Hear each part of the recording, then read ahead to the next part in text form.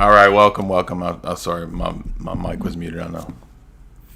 Now proceed with all the boomer jokes. I understand. I'll give you all 5 minutes for boomer jokes. Even though I'm the person that invented boomer jokes, you can now feel free to unload your witticisms on me. Can I make a trad joke and say that you technology is messing up because of all the drugs getting into your system? Yes, right. So much. I've been smoking so many weed balls that I don't even know where I am. I couldn't tell you what my own name is.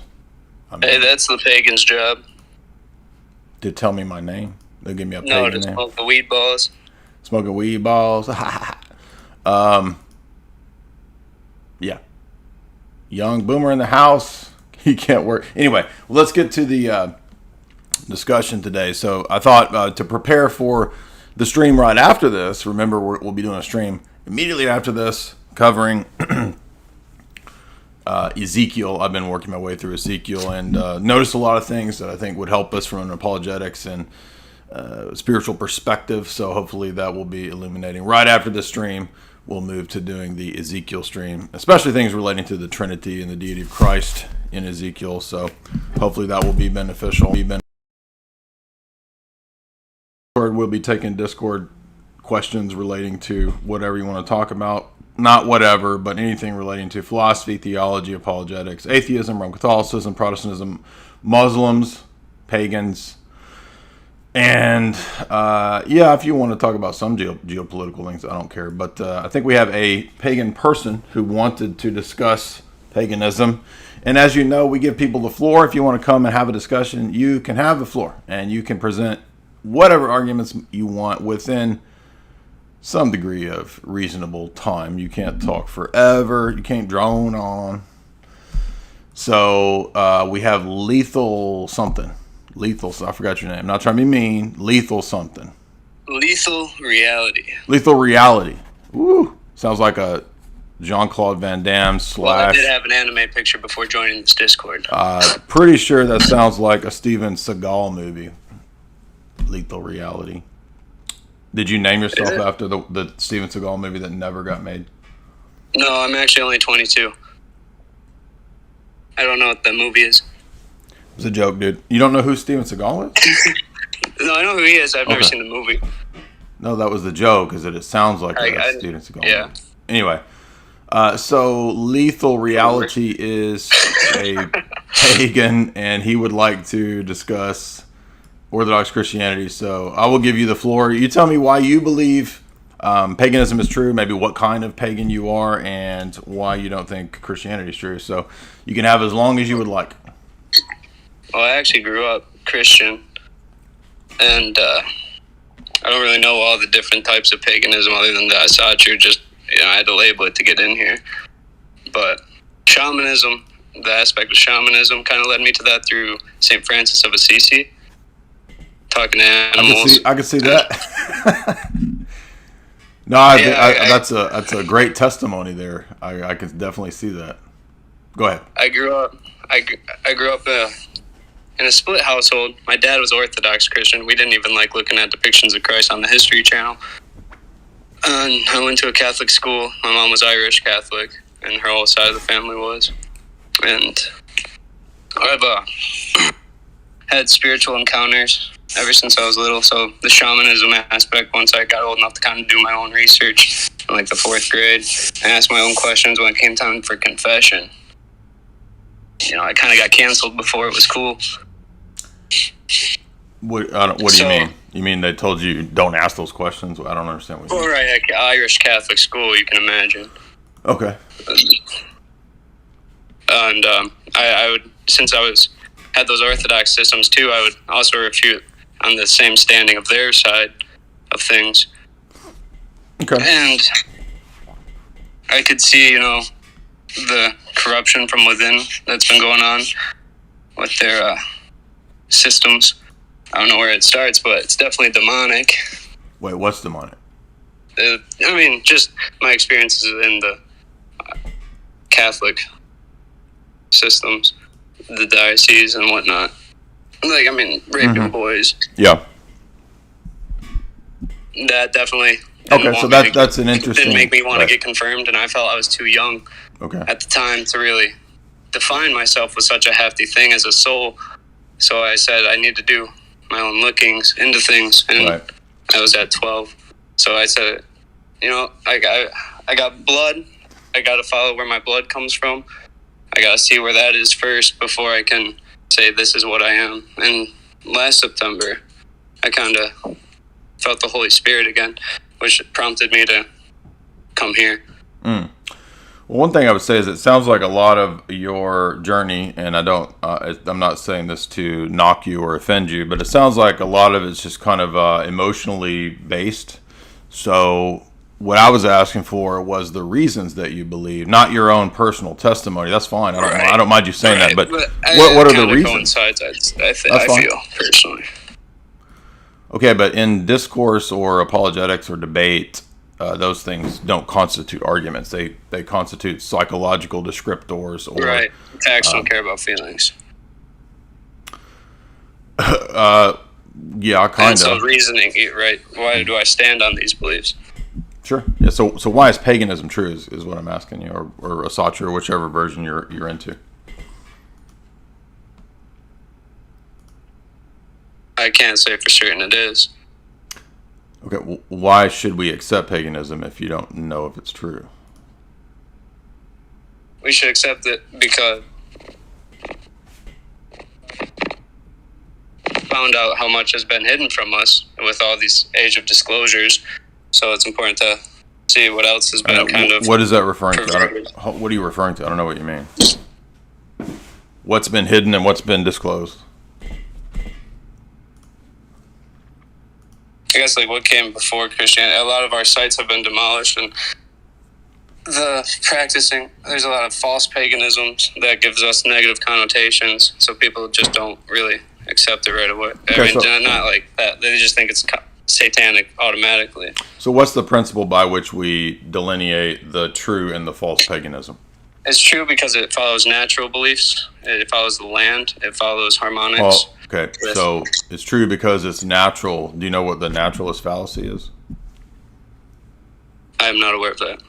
So it's one of the fallacies where it's invalid to appeal to something to be true because it's, quote, natural. So what we need is an explanation as to why something natural is then therefore true. What does that mean? Well, I mean, from their standpoint of creationism, everything is organic, straight from the giant emu, Midgard, Earth. The giant emu? And that. Did you say the giant emu? Emir. The what? Emu? You think the giant emu is more rational than... Y-M-I-R. I'm sorry, say it again? Y-M-I-R. Okay, what is that? I'm sorry, I don't know what's up. It's like the first being. So it's just how... It's kind of like, why are we here? How are we here? Okay. So to follow it, it's very weird because, dimensions are weird, and we're blocked to this one, so it can be bouncy. Well, how do you know that, you mentioned the true and the false pagans, and you said the true ones follow nature, and I'm asking you how you delineate what the true and the false pagans are. I say they follow nature. Well, I don't feel like the Atlanteans were really on Atlantis when it sunk, you know what I mean? So when there was a push from Christianity up to with their missionaries, so hold on, driving the snakes out of Ireland. So a lot of the I would say the Druidic orders, I'd feel, went to hiding. The ones that had their raw books, they're the ones that meant the most to them. Okay, but their sacred knowledge. Right. So you're okay. Hold on. Left. So what I'm asking is a different question. I'm asking the question of how do you delineate true and false paganism? There's got to be some way, something to appeal to. What's the standard that we're appealing to delineate the true and the false?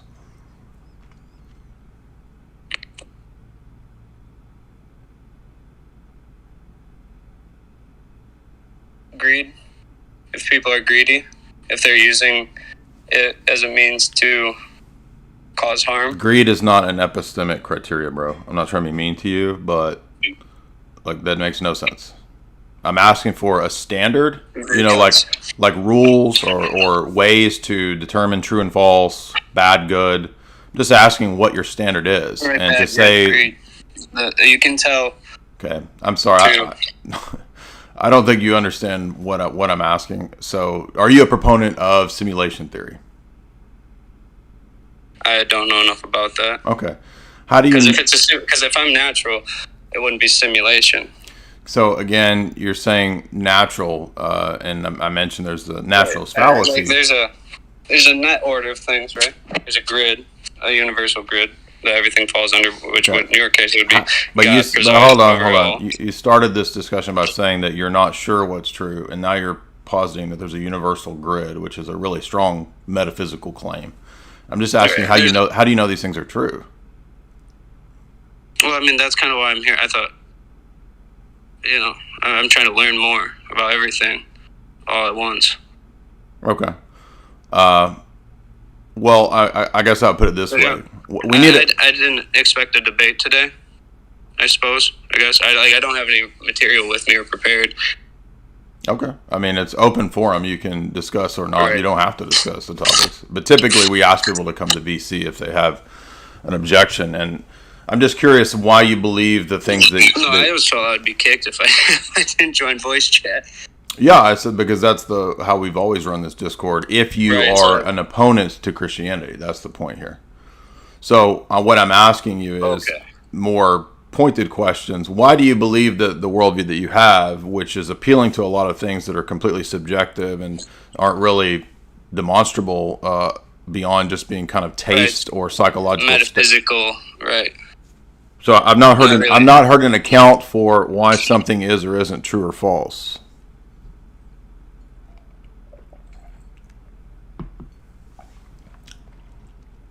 Because it's a count of faith.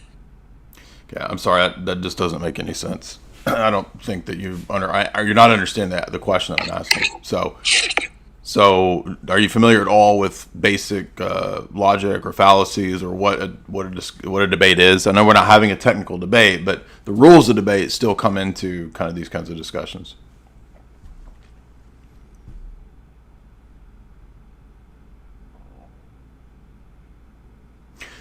All right. Well, that's cool. It's fine. You're welcome to stay in the Discord, but I think we'll just move on because I don't think this is going. I mean, I can still answer questions. You can say whatever you want. I'm not trying to here to defend it or not anything. I just want to share wisdom and gain wisdom. Well, from other things, I'm not trying to convert anybody or be converted. Well, we would like to convert you. We'll be forthright and tell you that. Right, and like I said, I do feel that Holy presence coming back, like as of last September. So that I'm I am intrigued by discussions. Okay, how do you know it's the Holy Spirit? I'm really asking about because I grew up in that Christian faith. How does that tell you? I've dealt with demons before, and I've been down a path, and it's kind of like a 2x4 when you've come out of that pit, and I know like.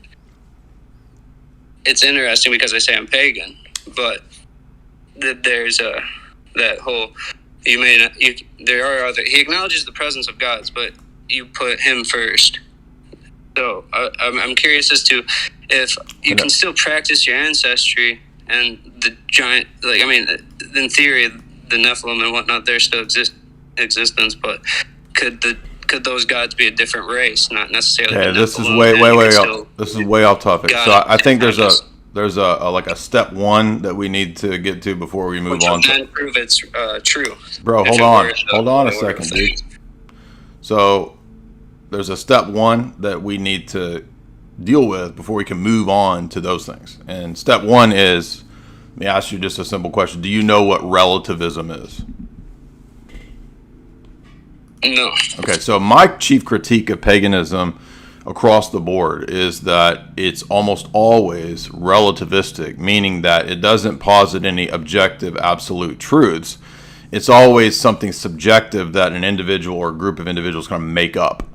So that's because it's so metaphysical. No, You're not It's understanding. out there, and it's No, just a no, conjuration of the mind. no. You're not listening to what I'm saying. I'm talking about philosophy, and in philosophy, Right. if you fundamentally contradict yourself, then it makes knowledge impossible. And what I'm saying is that paganism is relativistic at root, and it will make knowledge and living and life impossible to be. You can't be consistent. Like its own vacuum. It's a contradiction. Do you know what a contradiction is? Yes. Right. So I'm saying paganism is a contradiction. Anyway, maybe we'll move on. But thank you for your questions. You're welcome to stay in the Discord and ask whatever you want. But typically we try to focus the Discord on the VC. So, but I appreciate you coming to chat, and you're welcome to continue to ask questions. But so we got open forum. Welcome everybody. You can ask whatever you want. You can bring your super chats via Streamlabs. I will give preference to super chats. And then we'll also take questions from the audience Discord. So remember to, keep it sensible. Don't get crazy. You'll immediately get booted. We have a heavy hand in the Discord, and we find that the heavy hand works. So, welcome. Take the floor first, please. Okay, one at a time. Go ahead, one at a time. Okay, this is it's Bantu. Hey, what's up? I'm just here sort of to make like a small statement. I know like there was a video passing around the Orthosphere about a dance that my archbishop engaged in, which Hold on. was assumed by. Can you pause? What's up, Bantu? I can't hear. I can barely hear what you're saying. A dance that a bishop participated in? Yes, my archbishop participated in a dance. Now, the Tradas were saying like now that's a form of liturgical abuse, and like they are just having the same sort of Nova Sodo clown mask as Orthodox. It's not different. Like, look at these guys. No, well, hold on. So hold on. So in the African and Ethiopian Orthodox, even the Coptics, right? So there is a tradition where they do mild forms of liturgical dance. That's always been their tradition. That's radically different than the liturgical dance that goes on in Novus Ordo clown masses. So I don't know what you're talking about with this archbishop, but do you mean a liturgical dance like Coptics do, or do you mean a liturgical dance like? No, this is an Eastern Orthodox church. So it's Yeah, not but a I'm liturgical saying dance that outside the liturgy. right, but I'm saying that there might be situations where Orthodox Africans and Ethiopians do that kind of stuff. But so that's what I'm asking you. Is it? Coptics do, but with the people I know who are in the seminary and who are trained, that doesn't happen. Okay. So Adam in the chat says that he saw this. He knows what was going on. He says there was an Alexandrian bishop in Kenya, and after the liturgy, they had a dance. So that's probably some traditional thing. Yeah, and just so you know, even if you say that it's not ideal, if, like the guy who brought it up, says that this is damning, well, first of all, that's not even comparable to the Novus Ordo.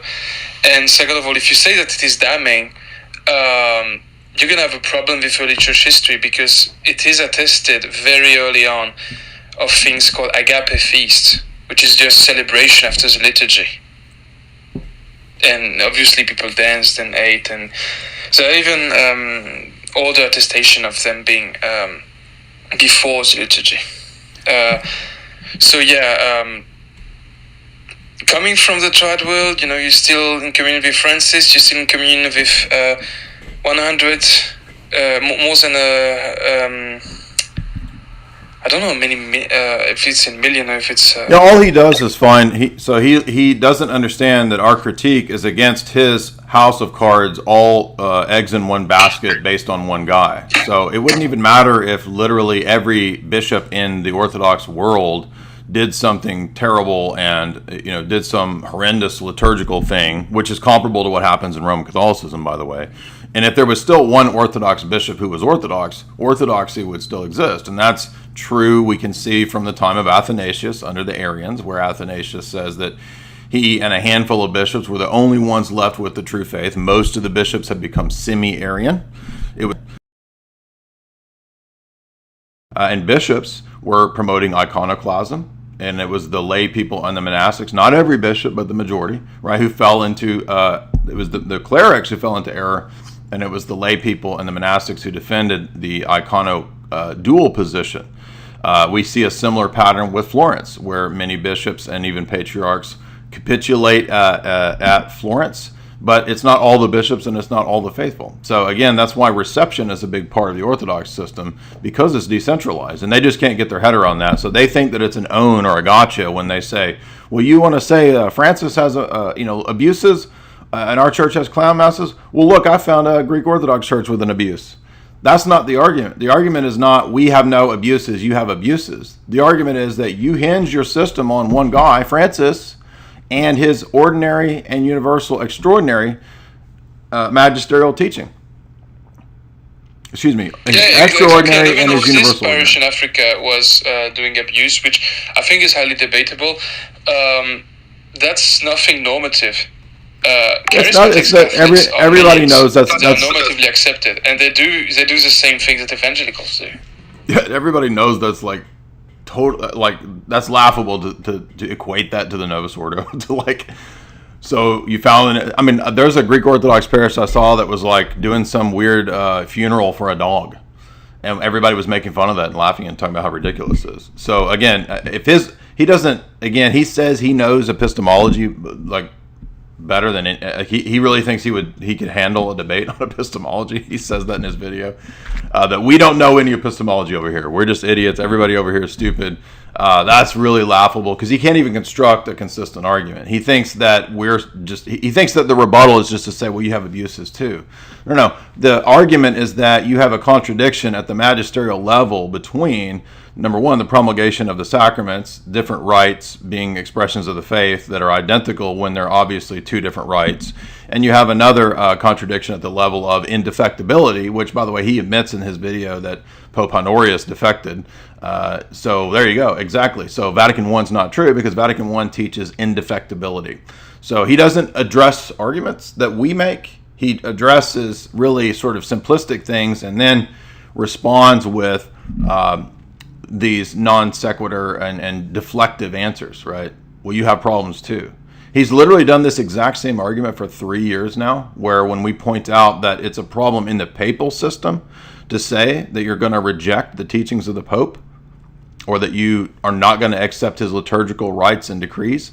And so he's actually more consistent than the trads, because he recognizes that Mediator Dei, the encyclical of Pius XII, clearly says that you have to submit to the Pope's decisions on the rites and the liturgy. You have no right of private judgment in liturgical choices. It's what Mediator Dei says. Go read it. And he knows that, so he's more consistent, but he's also not consistent with the fact that obviously the Novus Ordo Mass is a departure from the traditional Mass. And you can see that in the fact that it promotes and allows for anything and everything in terms of the liturgical abuses. And not only that, because Rome, by the way, has allowed this now, right? It's Rome that promulgates these abuses by tolerating and allowing clown masses, Hindu masses, puppet masses, none of which you would ever see in an Orthodox church. And then at the same time turns around and bans and restricts the Latin Mass. So the idea that the two are comparable is laughable. It's ludicrous. It's absurd. And he just knows that all he has to do to dupe people is not address the actual arguments that are being made. Do you want me to make it really simple for you, Carbohydrate Lofton? I'll make it simple. The argument is that you have a papal system, and if the papacy defects and apostatizes, then it denies Vatican I. Mortalium Animos says that to have interfaith prayer gatherings is apostasy. Therefore, the Pope has apostatized when he confirms that the whole church has to accept interfaith prayer gatherings and that's the work of the Holy Spirit. Now, he'll say, but you have clerics who engaged in similar things. Yeah, but my whole system isn't hinging on the papacy, dude. This is a really simple argument. And then when are you going to address that argument? I mean, is he really going to say that praying with Yazidis, praying with Satanists, literally Yazidis honor Satan, at ziggurats is not apostasy? These people don't even understand that their own system has canonical laws about what apostasy is. Yeah, sorry, I want to actually, yeah, go ahead. No, just I'm just saying it's not, what happened was not, it was a non-liturgical activity, and... Okay, what is that? So what is that supposed to prove? Like, what does Lofton think he's proving with this? I don't get it. No, I mean, he's just trying to discredit orthodoxy, but the thing is, even there, the liturgy doesn't change. I don't know whether in the middle of the jungle or something, it doesn't change. The liturgy has always been the same. So I just think it's... so he's grasping at straws. That's what he grasps. He's grasping at straws.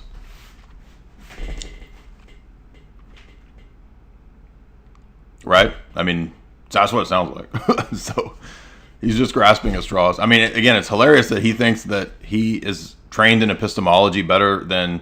and again, I'm not trying to be arrogant, but I mean, I don't think he studied any of that. I mean, I don't know what his degree in is at Christendom College, but I've listened to him, heard him talk for 3 years. I mean, he's completely incompetent when it comes to epistemology. He won't address basic answers, and all he does is refer back to people in his server who actually do have PhD, and he just goes and asks them questions because he can't handle this stuff. He wouldn't last 5 minutes in an epistemology debate. Yeah, I mean, the problem is this form of, Groundhog Day apologetic. Right. Like, that resets every day. And just like his last video, it's the same thing again. It's the bringing up this papal documents that we've analyzed that, obviously we can give an orthodox account for it. Yeah, that's why Ubi is literally... document that we used during the schism. So it's just repeating the stuff. And I'm sorry, when your arguments have weakness or where you can see that there is a proper defense on the other side, maybe sharpen your tools. Because that's how you get better, and that's how it gets interesting for people. First of all, Ubi's approach to explaining, the papacy analysis is pretty good, and it completely ruins all the Petrine argumentation, because it shows that there's an ad hoc between Peter and Rome, and that's a good tool. That's a great argumentation. So that's the one thing, Groundhog Day apologetics, and then being mad when people treat the Pope as a custodian of tradition, the only authority on tradition, and the head of the religion, the one thing that cannot defect, and comparing it to bishops. It's not the same thing. And he should know that. If he knows epistemology like he claims to be better trained than me and everyone else in our Discord, then he would know that those are not the same arguments. I mean, it's like you need to fast or something, dude, because all those carbs are clogging up, right? The neurons that are not firing. The neurons are asleep up there, dude. The neurons up top are passed out listening to Eminem or whatever he listens to. And by the way, a funny thing, so just retweeted like a French-Canadian guy who may debate it, and the debate is in French, but it's so funny because I basically did a repeat of the Ubi-Suan debate, and the guy was just like, oh look, Peter is a great priest, therefore papacy. And I said, look, Peter is a great priest, therefore he's universal, therefore we have temples, we're just not in Rome, and therefore Peter doesn't strictly equal Rome. And during every phase of rebuttal, every 10 minutes, it just resetted to Peter equals Rome. Reset. They don't get the argument. They just reset to the previous position. And I've had like so many debates, even on Twitter and everything. And I said, look, I've proved to you that all the bishops are the types of Peter. Saint Leo says this. He even says this of every cleric in his sermon number 3. And it just switches back. Rome equal Peter. Don't even think about it.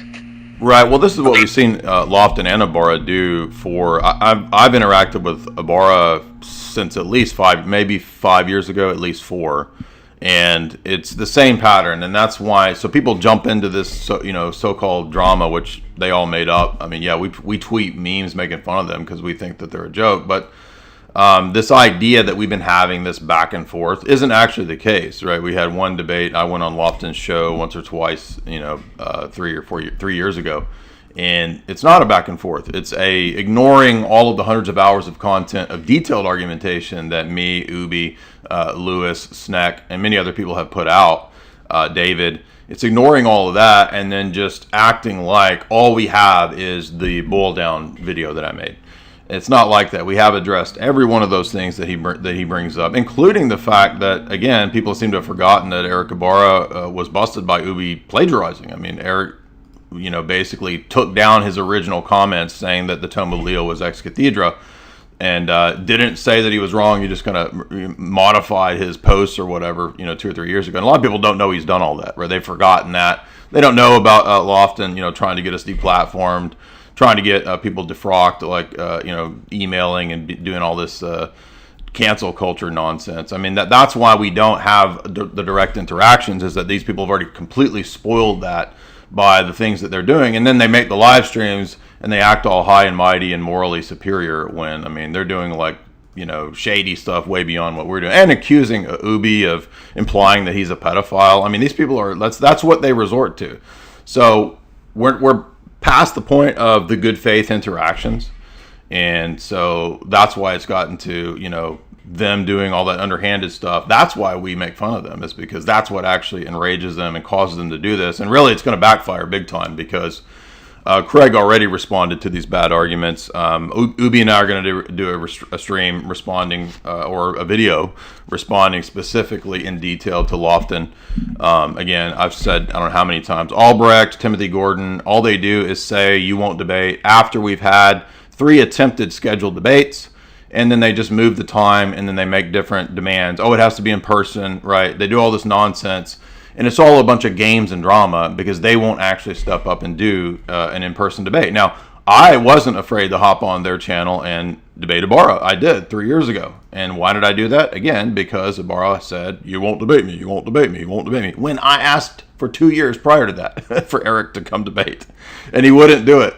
And by the way, he will only talk about the papacy.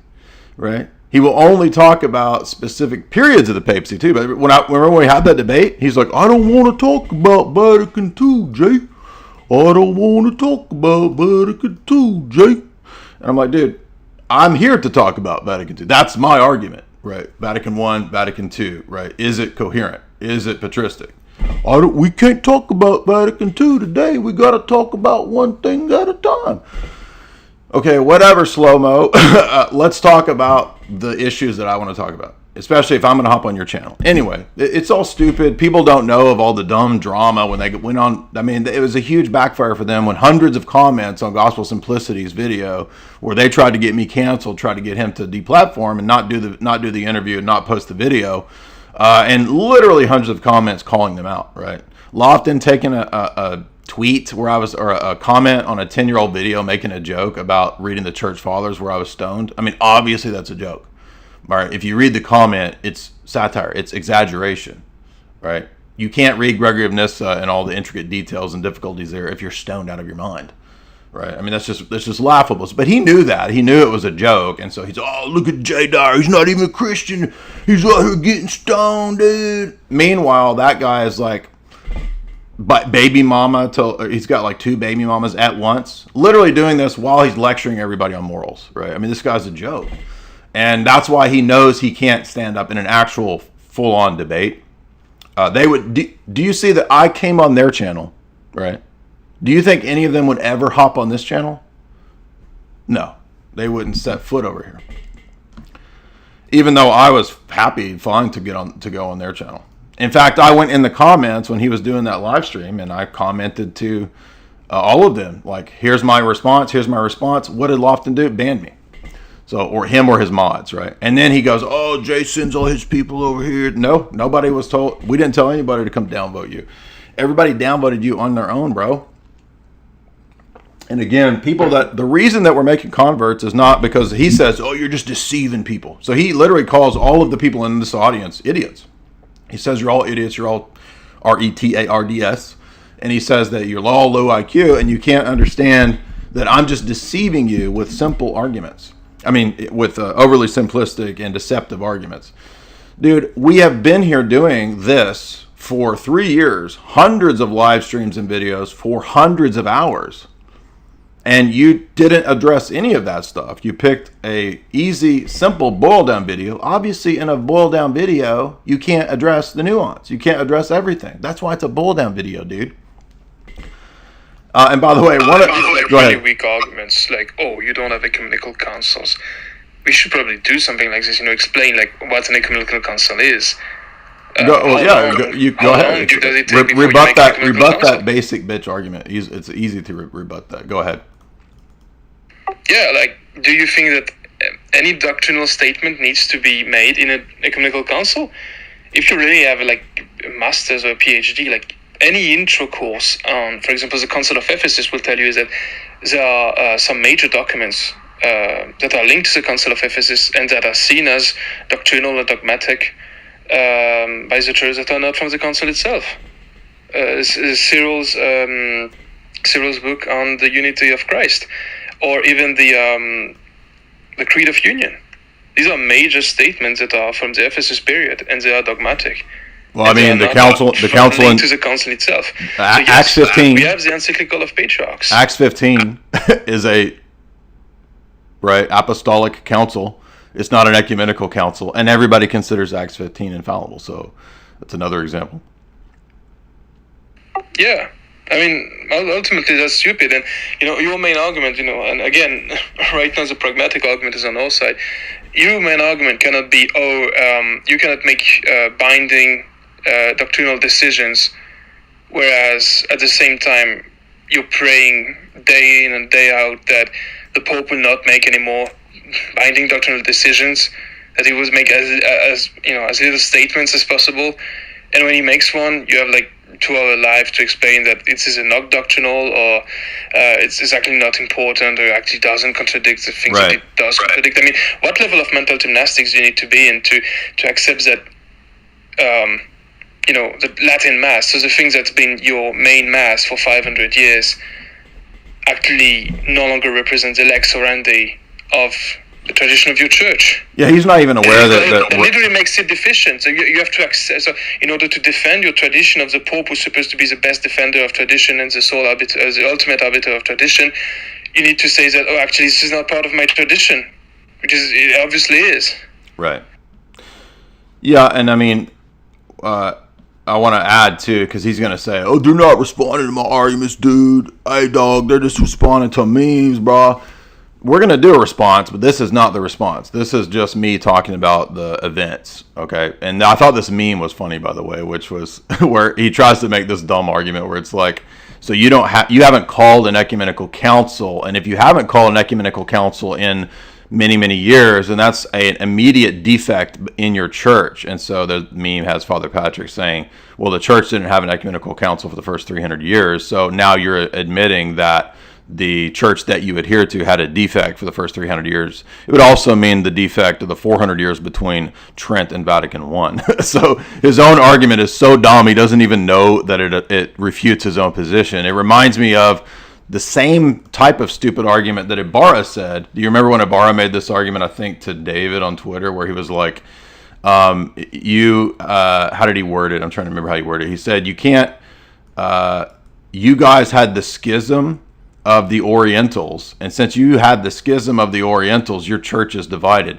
Dude, you claim to believe that the church of the first 1,000 years is your church. So by saying that, you're admitting that your own church had the schism of the Orientals and is defective. That's how dumb these people are. Yeah. Like, aren't you the guy who just said that the Tome of Leo was ex cathedra? Like, do you realize that the schism of the Orientals, because they didn't accept it, the Tome of Leo? Are you really backing the Tome of Leo or not? Yeah, and again, I'm going to remind everybody that the original thing that enraged them so much, I'll put it in the chat here, is that when Ubi originally called out, so here is this, and the reason they're so mad is that they can't actually answer the objections of Ubi. That's why they had to resort to implying he's a pedo and all this kind of nonsense and acting like he's mean. He's not mean. Everybody knows Ubi has been completely respectful. They just aren't up to the task of actually dealing with these levels of argumentation. And so you'll notice there that Ubi originally calls out Ibarra on Ibarra's mistake about the Tome of Leo being ex cathedra. Then they go into a discussion of auctoritas, and then Ubi calls out Ibarra for plagiarism. And this is why they got so mad, right? Because Ubi busted him, because Ubi knew what the book was that Eric was trying to present as his own. So there's Ubi calling him out first about plagiarism. So here's the real story. So people are like, why are y'all beefing? Why y'all beefing? Dude? We're beefing because these guys are ridiculous. That's why. And here it is. This will show you. So there's part 2 pointing out that Ibarra got busted plagiarizing, and all Ibarra did was whine and cry about this. You have been unfair to me. How dare you speak to me of this with such way on the internet? He even said to me personally, you have hurt me deeply because of internet cartoon strips making fun of me. Oh, really? Yeah, come on, dude. Are you that much of a wuss that you're going to do this stuff and cry when somebody posts a meme, which he calls an internet cartoon strip? I mean, yeah, right? You guys like have gone after my whole life, my history, my past. You've dug up every possible piece of dirt you could find, including comments on videos 10 years ago taken out of context. So yeah, we're going to post a meme and laugh about it. And if you're going to be, literally crying about a meme, then probably this kind of thing you're not cut out for this, right? If you're that thin-skinned, you're not going to make it very far in this kind of stuff. So it's fine for them to do everything, including Albrecht saying that he wants to fight in person. So again, notice the rage quitting here, right? They're basically rage quitting from debate. Albrecht's like, well, I wish I could see that dude in person. I wish I could see him in person. Well, I'll let him know what's up. I'll bully him in person, bro. Thank you for conceding the intellectual side of the debate. Exactly, right? And this is why Roman Catholics have burned monks in the past, right? They went to Athos. How many Athonite monks have they martyred and burned, right? Because they can't answer the objections. So these people just constantly epically self-own. They're their own worst enemies, actually. The best refutations of Lofton, Ibarra, and Albrecht are themselves, right? And I've shown, again, I don't know how many times I have to tweet, right? Years ago, trying to set up the debates with Albrecht, I've shown the tweets. That's why he's so mad about it, is that he has this story that he won't step up and debate me, dog. Dude, look at the tweets. I asked you more than once, 2 times over a year period to debate. You said first time, yeah, let's do this. Give me some time. Give me a few months to read your sources. 6 months later, oh, I don't have time right now, bro. I'm so busy. And by the way, I don't do YouTube debates. I only debate on radio. On radio? For who? 5 boomers? Come on, dude. Everybody debates on YouTube. And by the way, you do now do debates on YouTube. So we gave you the opportunity multiple times over. Then he says, no, it's got to be in person. It has to be in person. Same thing Timothy Gordon did, right? Give me 3 months. I'll master your system. Okay, here's a list of reading. All right. And then what? A week? 2 weeks later? A month later? No, this has got to be in person. This has got to be in person. I don't do debates on YouTube. Well, the rest of the internet does debates on YouTube. Nobody listens to Boomer Radio, AM, Roman Catholic, traditional, boring debate channel on, 570 AM with 20, nursing home listeners. Everybody's on YouTube, dude. Bruh, duh. Anyway. Well, that was well, actually, Jay, these, sorry for interrupting, but. No, go ahead. It's open for him. Who is this? You don't have to say your real name, dude. You can call me Philip, Tugo, whatever you want to call me. But, call you what? You can call me Philip. Oh, okay. Whatever. Go ahead, Philip. So, these, I have another question after this, but in terms of these Roman Catholics, and I was having this discussion yesterday, because I unfortunately see a lot of trad people in the orthosphere, quote unquote, who are, entertaining the schismatics about this ecumenism stuff and all that nonsense. Well, hold on. You see trads on the orthosphere entertaining schismatics. Who are you talking about? Well, no, not trad cast, but I'd say trad LARPers on Orthodox people who are quote unquote trad on in the orthosphere who entertain schismatics. I used to be of that position myself until I kind of got a little bit wiser on trad they what preach though? and their Trad, whole you mean like agenda. I'm confused about what you're talking about. Trad, like right wingers that entertain Roman Catholics that are schismatics schismatic? because of no, not Roman Catholic. I mean, very right wing Orthodox people who entertain the old calendars. Okay, Schismatics. well, and so like hold on. So some old calendars are not schismatic. There are some schismatic old calendars groups, but yes, unfortunately, some of those little tiny fringe groups are motivated and funded by ulterior things. For example, the CIA funds some of those schismatic groups, and that's demonstrable. But what about it? Because in terms of the quote-unquote true Orthodox, I'm Serbian, so yeah, I mean, I'm old calendar by liturgy. But in terms of like the quote-unquote true Orthodox, I see that they actually have the Vatican I kind of weird view about quote-unquote automatic canonical application. And right. Well, I think there are like automatic canons that may excommunicate. I don't know if you have sort of a exegesis on church tradition in terms of the canons and why like these kind of automatic canons about heresy are very wrong. We do. Again, David has made multiple videos on this because every couple months we get a handful of 19-year-olds who are experts in canon law after they've talked to 2 or 3 mentally ill people on Facebook. So here is the first video that I'd recommend on this topic, which is, again, these are not long videos. So they're actually pretty helpful. And this is debunking their communion line argument, that if you're in communion with somebody else who's in communion with somebody else who makes a mistake, then it's a blackout of grace. So there's that. It's Donatism. I mean, it is. Yeah, absolutely. It's clearly Donatism. And they'll say, oh, no, it's not. But it is. So there's actually 2 here. So there's one that I put in the chat. Somebody, one of the mods, if you could, in the Discord, add David's videos to the VC General there. But I'm putting them in the live stream chat for the YouTube audience because I don't have access. I can't do that. Put that in the Discord right now. But anyway, so there's 2 videos on that cover it. But simply put, it's a fundamentally misunderstood ecclesiology. And there's another great essay at Ortho Christian about the flawed ecclesiology of old calendar views. And I'm not talking about all. I mean, my church is old calendar, so here is a critique of old calendarist ecclesiology. That's a kind of a classic essay as well. So there's that. But those are good questions. But I mean, long story short is that these make the functioning of the church actually impossible. I mean, there's no way if everyone can basically through private judgment just decide, right, the rest of the world is in blackout and there's no grace, then now we've surrendered the whole point of having a hierarchy, right?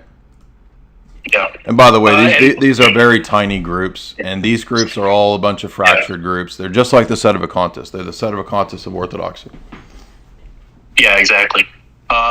And you know more than me. I'm not very schooled on Roman Catholic ecclesiology, but I think that like the old Catholics and even the Vatican I view is that a lot of the canons that aren't like referential or like automatic, as you might say, they have that opinion, even though that's like, flies in the church history and church tradition.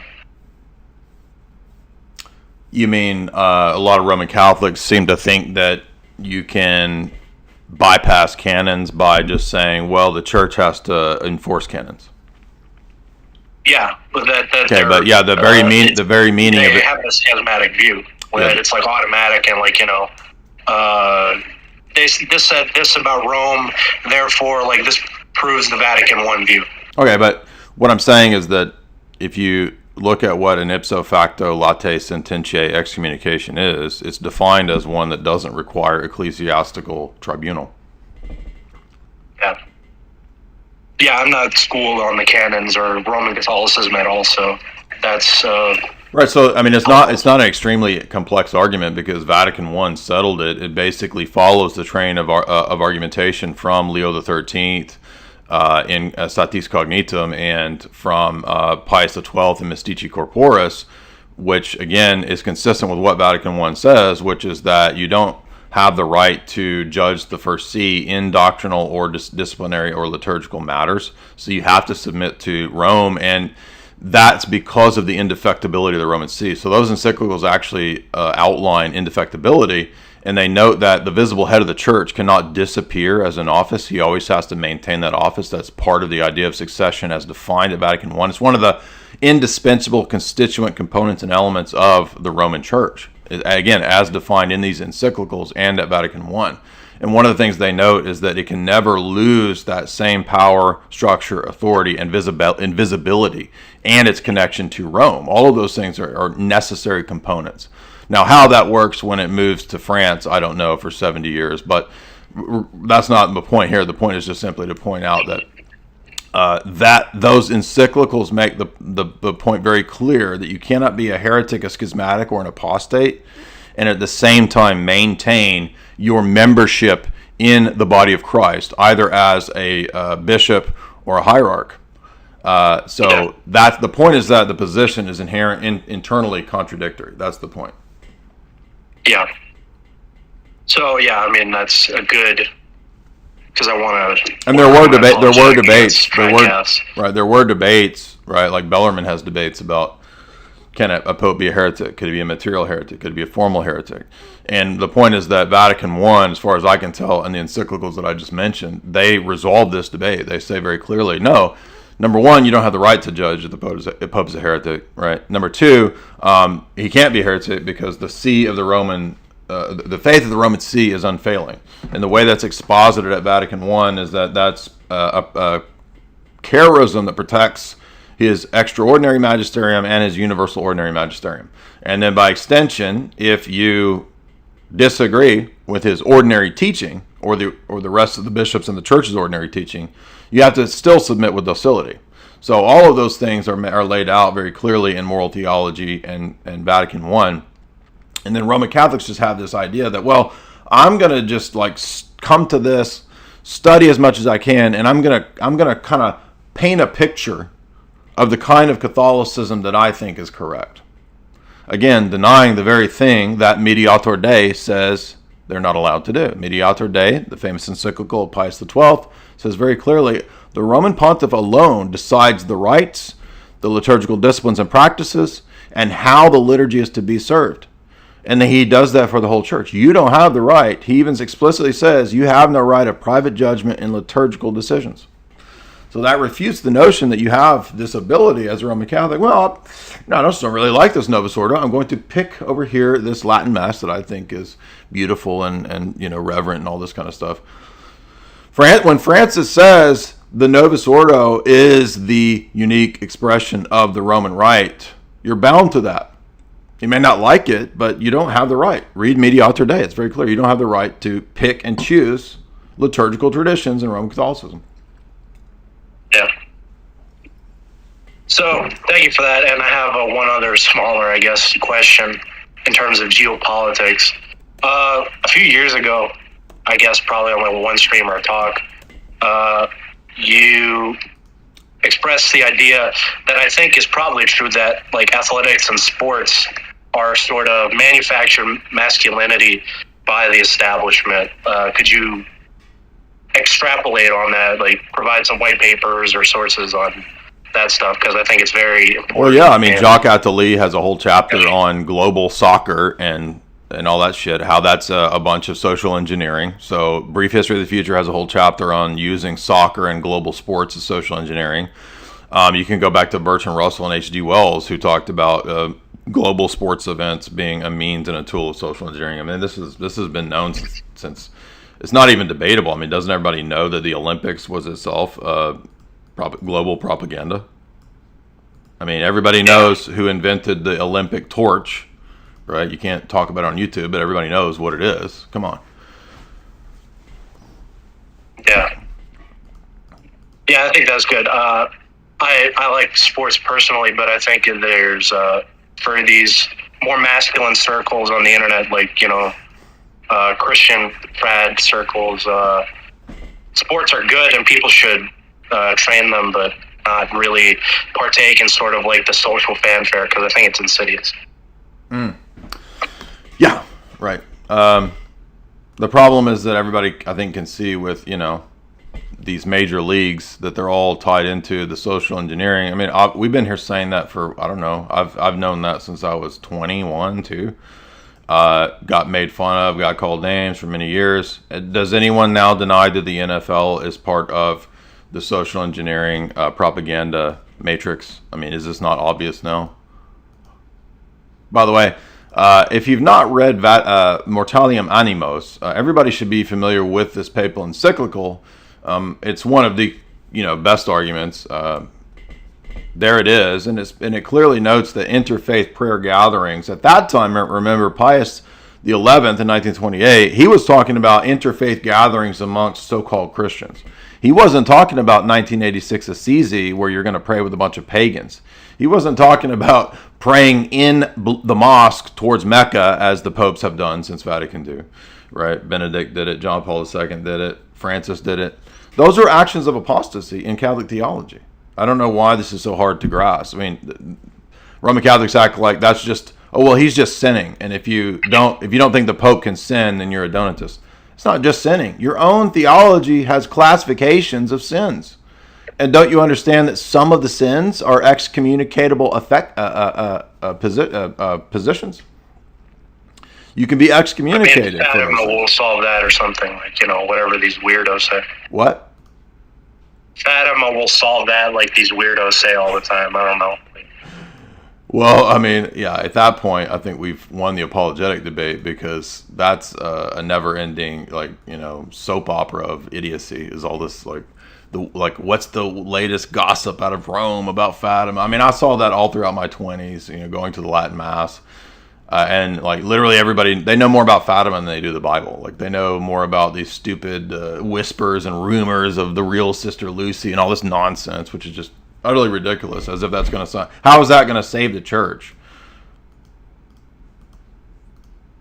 I mean, they can't even figure out. They can't figure out if was Russia consecrated? Was there a fake third secret? I mean, that's a total waste of time.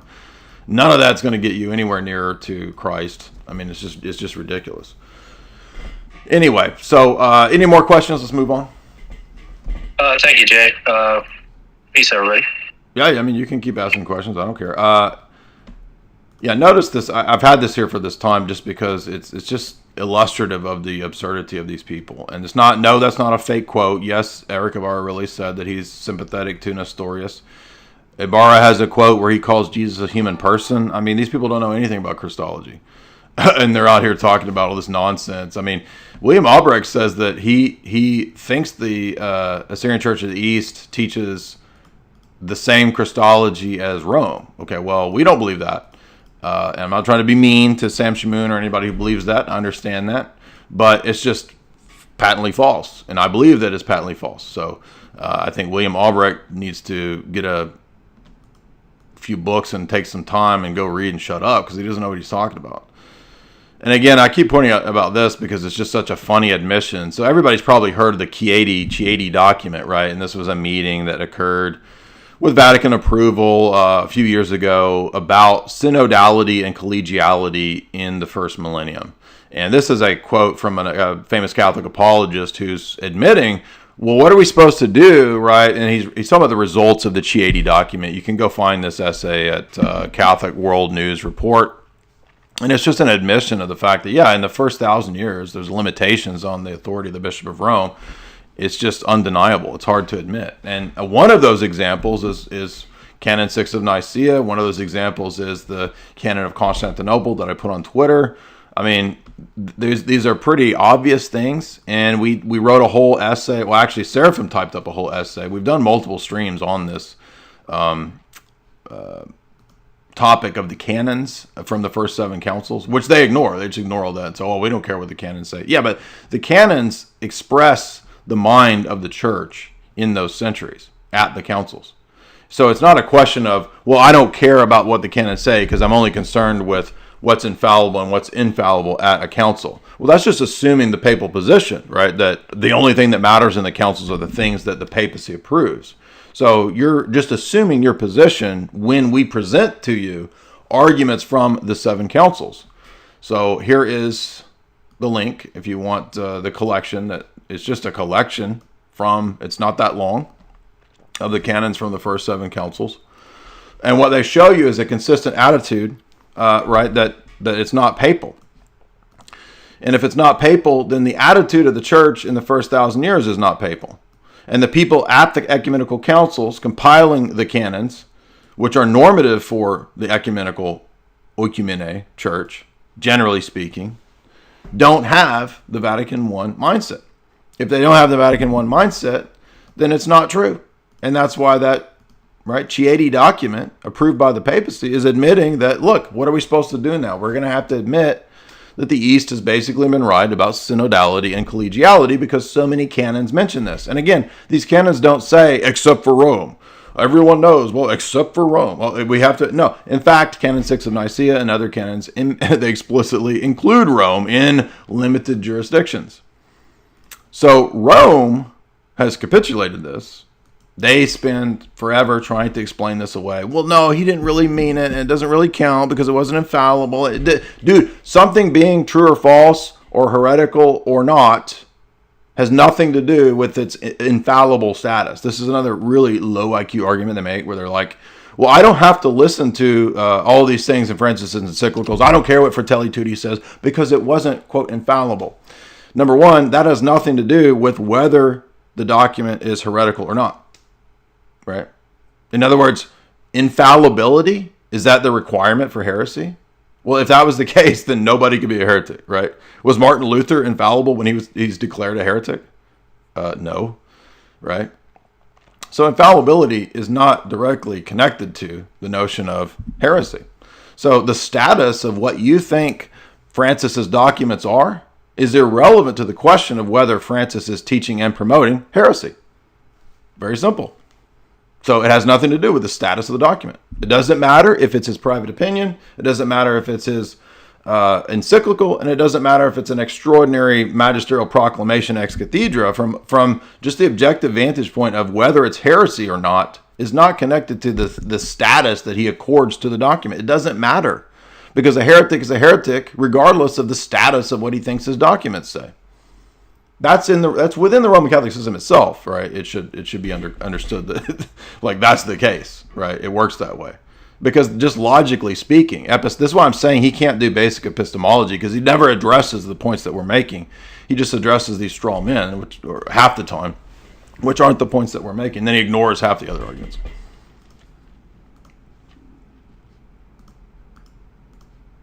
But can you be a Catholic in good standing according to Mortalium Animos and engage in interfaith prayer meetings and gatherings? Well, the document very clearly, which is an expression of magisterium, because it's the ordinary teaching of Pius XI, the document says absolutely not. If you engage in interfaith gatherings, and again, remember, he's talking about with Protestants and Anglicans, right? It's a surrendering of the faith. He calls it apostasy. Well, how can an apostate be the head of that which he is not a member? And this is where the Sedevacantists have a good argument. Exactly. How can that be the case? How can you apostatize from Christianity, which if you're praying towards Mecca, if you're promoting clown masses and puppet masses and tango masses, obviously you don't take the worship of God seriously. Obviously you're an apostate. You don't believe, right? If you're promoting Father James Martin, as Benedict openly does, Francis openly does. If you're promoting Fratelli Tutti, which has prayers for Unitarians, okay, obviously you're an apostate. In fact, if you go and read the Summa, and I know it's one of the objections, but the objection when Aquinas goes to the replies is sustained, right? He doesn't disagree with the point about the tomb of Muhammad. He affirms it. Aquinas says, if anyone were to pray at the tomb of Muhammad, he would be an apostate. Okay, Francis and Benedict and John Paul II have prayed towards Mecca in mosques with Muslims. That's the equivalent. Therefore, clearly in Catholic moral theology, that's an action that expresses an interior disposition of apostasy. It's not just a sin. This is the false equivalency and the mistake of the Roman Catholic in their system and in their position to say, when he does that, it doesn't matter. That's just him personally making a mistake, messing up. It might be a sin, but we can't know what his interior attitude. No, it doesn't matter what his interior attitude is, because we judge on the basis of the public sphere. This is another point from Catholic moral theology that they ought to know but ignore, right? It's not just a matter of, but well, that's between you and God, I can't judge. No, the exterior actions express the interior disposition and attitude. That's obvious, and that's common in Catholic moral theology. That's why even I think Bellarmine says we judge in the public sphere what goes on, and that's why we don't have to worry about it. We're not concerned with what's going on in the inner sphere. Yes, that's up to God, but it doesn't matter because exterior actions express interior faith or lack thereof.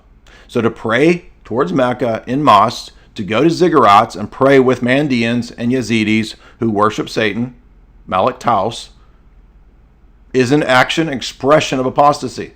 No true Christian can do that. So if it's an apostate, then satis cognitum, mystici corporis, right? Make it very clear that no heretic, schismatic, or apostate is a member of the mystical body of Christ. It's an ipso facto removal. That's their system, okay? Their reply is always to just say, and they just reply to us by the Roman Catholic system. Well, you have heretics that are bishops. You have people that do liturgical abuse. Yeah, but that wasn't my argument. The argument was that your system is a contradiction, right? We have a decentralized system. Plenty of bishops, plenty of patriarchs have been heretics. Read the life of St. Maximus. He had to fight against, right, his patriarch because he was a heretic. And by the way, again, Lofton admitted, if I recall, didn't he admit that Honorius is excommunicated? Yeah, so thank you for admitting that Vatican I is wrong about the indefectibility of the Pope. Again, this is not the response. We're going to do a full treatment eventually with Ubi, responding to all these terrible replies to simple arguments. I think we'll just call it that too. We'll call it something making fun of his.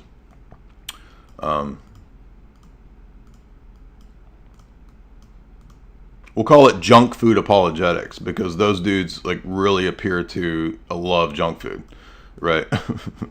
Junk food apologetics responded to, right? Junk food apologetics rebutted. I mean, you look at these guys, right? They're like the carbohydrate trinity, right? Like the triad of the carbohydrate molecule or whatever. So I'm joking. I know there's not a carbohydrate molecule, but I mean, I called it the carbohypostatic union when it's Lofton and Albrecht, and then when Ibarra joins, it's like the carbohydrate triad together.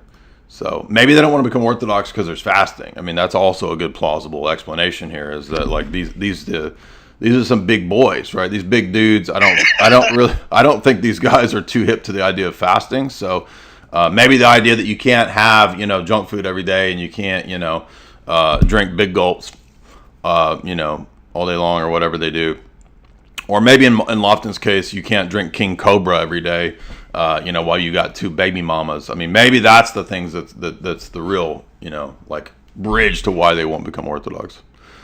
Well, also in Lofton's case, I mean, I don't know Lofton, I don't care to know Lofton, but I mean, people say, I don't know if it's true, but they say that he has like a vendetta against Orthodoxy because of, I don't know, some drama or something in his past.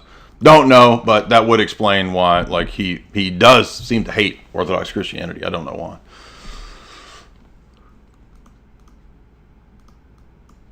Anyway, so here's the canons.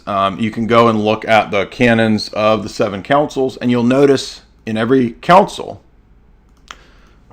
remember, our argument is not, the canons are infallible and they limit jurisdictions. Did we make that argument? No. Now, some canons are binding, and they do hold still. But not all of them. But that's not the argument. The argument is not, all the canons are infallible, so Rome is limited.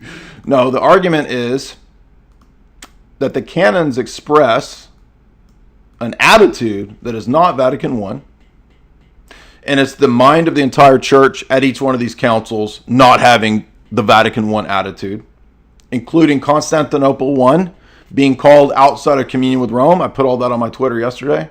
Constantinople I is out of communion with Rome. St. Meletius of Antioch is a saint in the Roman Catholic Church who dies out of communion with Rome. Chrysostom later pushed to try to heal this split, so we know it wasn't a pseudo-split, or Chrysostom wouldn't be trying to heal it. So you've got a person dying out of communion with Rome, calling a council and presiding at the council out of communion with Rome, enacting canons out of communion with Rome that are later accepted by Pope Vigilius a couple centuries later as an ecumenical council. So Rome is admitting that you can have councils and that they can be true and that they can pronounce dogmas that are correct by people who die outside of communion with Rome. Exactly. So now we don't have to have the Pope to declare and to know what true councils are. And this is why some of them, especially the people that were in the called to communion, maybe even some of the 1 Peter 5 community, are admitting, okay, we've got to give up this practical argument. Okay, the recent events, we don't have the pragmatic trump card anymore. So we're gonna have to dispense with that. We can't in good faith do that anymore. We've already covered that. I'm sure Ubi will bring it up later. But again, so keep in mind that it's not just, by the way, the point that the council can be called and can pronounce truth. Once Rome later admits that Constantinople I is a true ecumenical council and that the dogmas are correct, don't you see that that's admitting that you don't need the Pope for an ecumenical council? And it shows a contradiction in the Roman Catholic system. Because Cantate Domino at Denzinger, or at Florence, Denzinger 7, I don't remember what, 714, something like that. It's in the 700s there. Cantate Domino, famous document. What does it say about people who die outside of communion with Rome?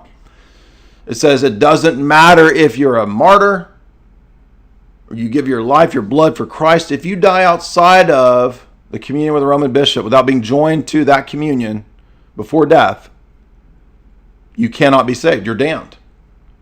And yet they hold that not just that Meletius is a saint, but that he presided over an ecumenical council out of communion with the Bishop of Rome. So this is a ridiculous position. It's over and over and over, ad hoc, just made up on the spot, right? They're solutions to these issues in history. And again, I showed you these pop. Instead of calling them pop apologists, we call them pop soda apologists, given that's obviously what they're drinking all day long. These guys are not even consistent with the actual scholars in their church, who, by the way, are all over the place too. I'm not even going to make it. But yes, every tradition, every group has scholars that are all over the place. But again, notice that when we look at what Dr. Adam J. DeVille says, he says that he's admitting that the Chieti document, right? And if you go read Father Francis Dvornik, right, the Phocian Schism, they've rehabilitated Photius. They've rehabilitated these saints that they think, right, are now saints, whom they used to for centuries call heretics. So that's a contradiction. That's an inconsistency in your position, okay? Because who's a heretic, who's condemned, who's excommunicated, those all fall under the rubrics of the Roman See that you have to follow, right? And I think Lofton understands this. He seems to get that point when it comes to the liturgy. You don't have the right to reject the Pope's decisions on the liturgy. Anyway, so the point is, again, it's a contradictory position. I mean, there's more and more examples of this, and again, one of those examples is Constantinople I. But of course, they're not going to care. That doesn't matter. It's not. It doesn't become true until it's ratified by Rome. So it doesn't become true. So does Rome actually make a council true? No. It's true, and then Rome recognizes it. Reception theory, exactly. But do you see the strength of this argument in pointing out that, so a council was called not under the guidance of the Holy Spirit in schism, but they were able to define and declare all these things about the Trinity correctly. So it was true, and it was called by saints, and they didn't need Rome. And then Rome later accepting this council is an admission of that. I mean, this is like, it's not that, and again, it also refutes what he thinks is his knockdown argument, which again is a stupid epistemological mistake, right? The difference between normative authority and epistemic authority or certainty, right? Go read the article Wizard of Straw at Energetic Procession, and it deals with this argument in detail, right? Because they're confusing two epistemic categories. It's the very thing that's confused in the debate with Ibarra. They don't know the difference between normative judgments and epistemic judgments, and they confuse the two. They think that if you have an authority, that somehow grants the certitude. No, there's a difference between, it's even seen in law, right? The question of what does the Constitution say is different from the question of who has the authority to interpret and enforce the Constitution. So they, by the way, they love that analogy, right? They use that courtroom analogy, Supreme Court analogy all the time. Well, don't you understand that that analogy itself shows you that you're confusing those two categories, which even law makes a distinction between? I mean, that's why these people are stupid, dude.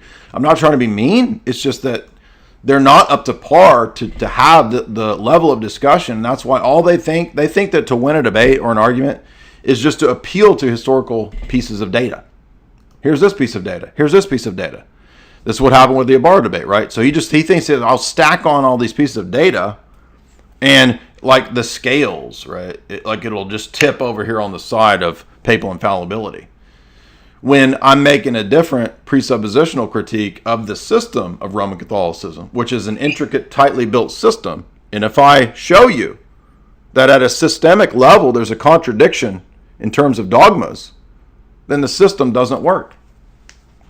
Their response is to use their system to critique ours. They consistently do this mistake, right? Where they say, Bartholomew made this mistake, so your church is no better than the papal church.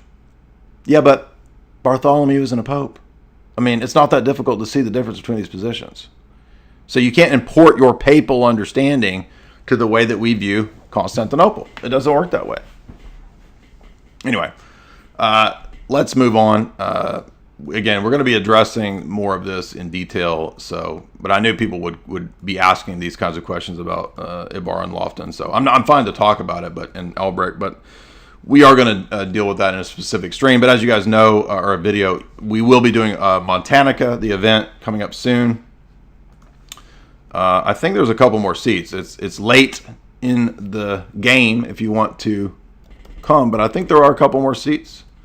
So if you want to try to message or get in on this, so the event is in 5 days.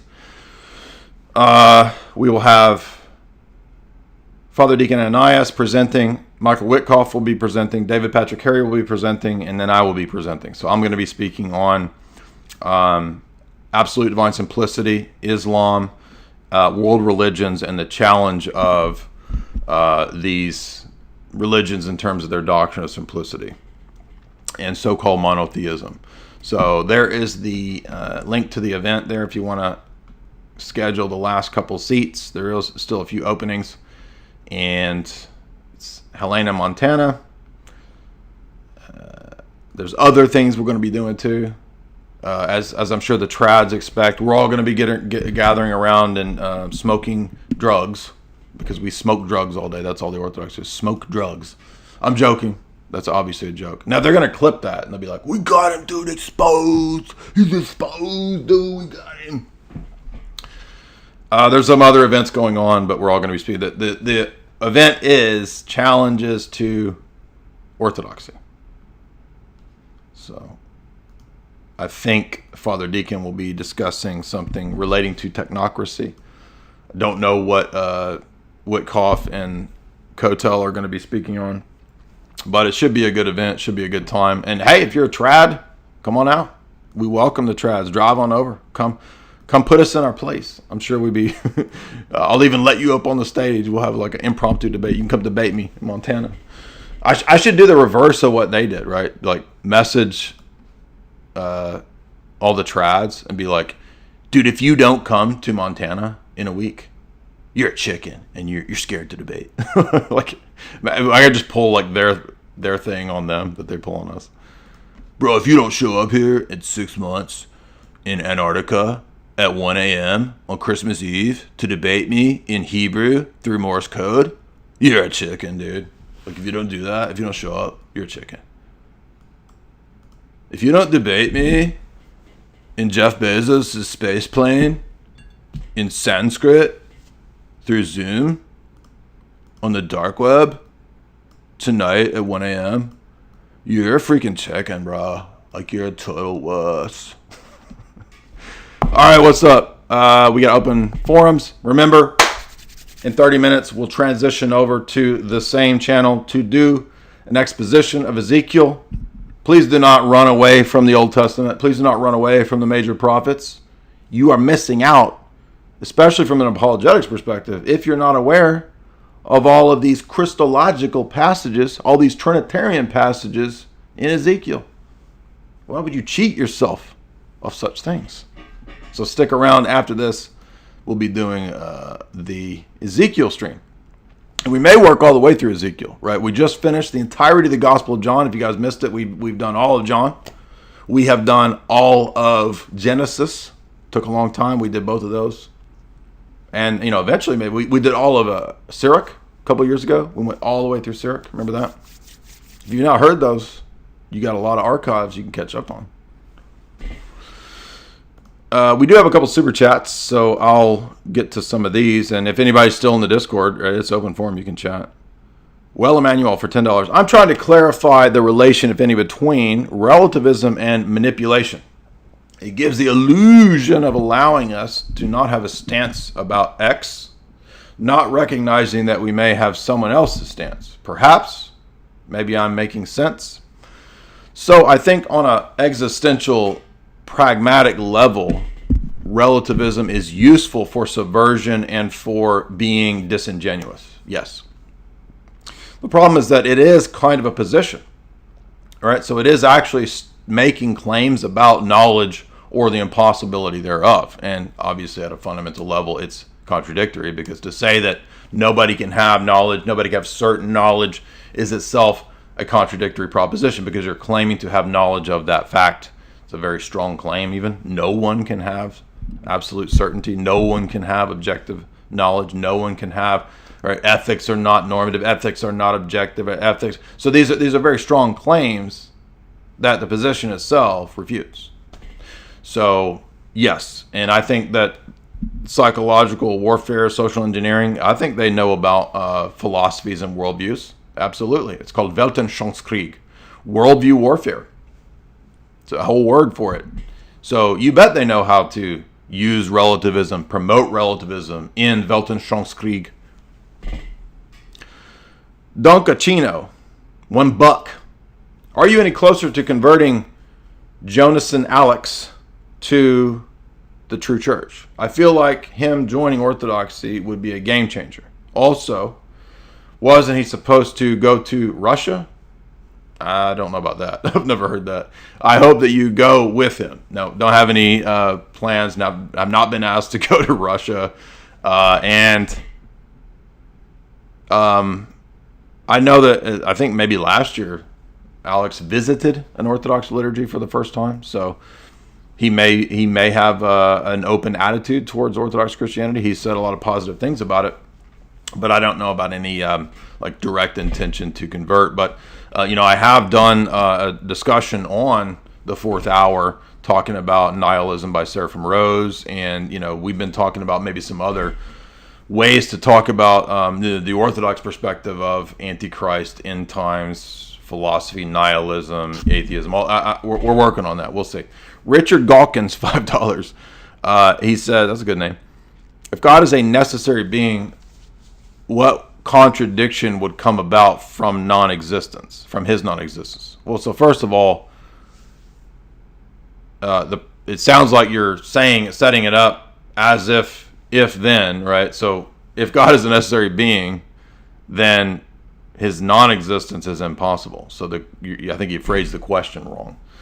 If God is a necessary being, what contradiction would come from his non-existence? Okay, well then he wouldn't be a necessary being.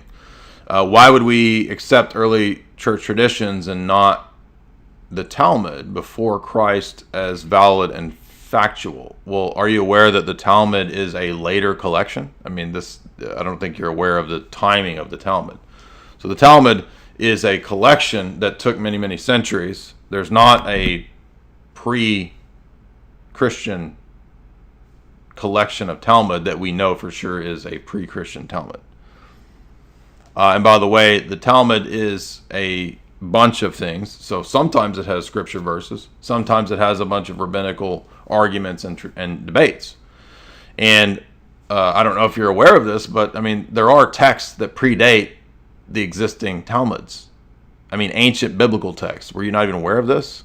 So that itself refutes this sort of, I'm not trying to be rude, I'm just saying it's a very ignorant question. I mean, the Septuagint, right? That's the normative, interpretive, that's the normative text for the Orthodox Church for the Old Testament. That's prior to the collections of the Talmud, dude. Thank you for your work. You have changed my views on a lot of things. Now, if you're looking for something more specific, just on that topic, our friend Ken Ami has a good book on that topic. Hey Jay, I've got a question. Whenever you get a moment, let me just recommend this book real quick. His book is Jesus the Messiah. It deals with a lot of those Talmudic statements about who the Messiah is and who would he be. Ken himself was or is Messianic Jew, so obviously we don't agree with him on everything, but he does have a good book dealing with a lot of these early rabbinical texts. So I would say that. And then on the topic of specifically the Bible and its origins and why does Orthodox Christianity hold to what we hold to, there's a great book called Rebooting the Bible by S. Douglas Woodward. And those are written kind of not in a extremely technical jargon. They're written for kind of easy reading. So I would say definitely check out those books, Richard Galkins. Go ahead, bro. What's your question? So I've been reading a paper by Joe Schmidt called The Fruitful Death of Modal Collapse Arguments. Okay. And I'm going through the simple modal collapse argument here. And it kind of sounds similar to the argument we would make, against Catholics, I guess, for actus purus and things like that. Mm-hmm. And his point is that the Catholics kind of have a move, and the move is to say that the creation arises indeterministically from God himself. Okay. Right? So hold on. So the problem is that the argument is that we don't see how you could avoid the creation being determinist. So to simply say we have a move to say that it's indeterminist is not an argument. It's a claim. What is the argument that their position avoids creation being determined if they reduce God's act to his essence in an isomorphic identity, which they do?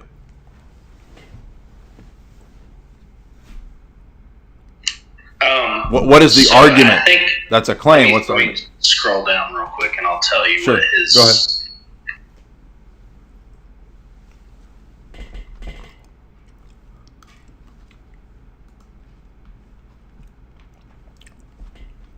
By the way, real quick, hold on just 1 second. I want to, because a lot of people in the chat are asking how could they join the Discord. Real quick, I will put this into the chat for you guys.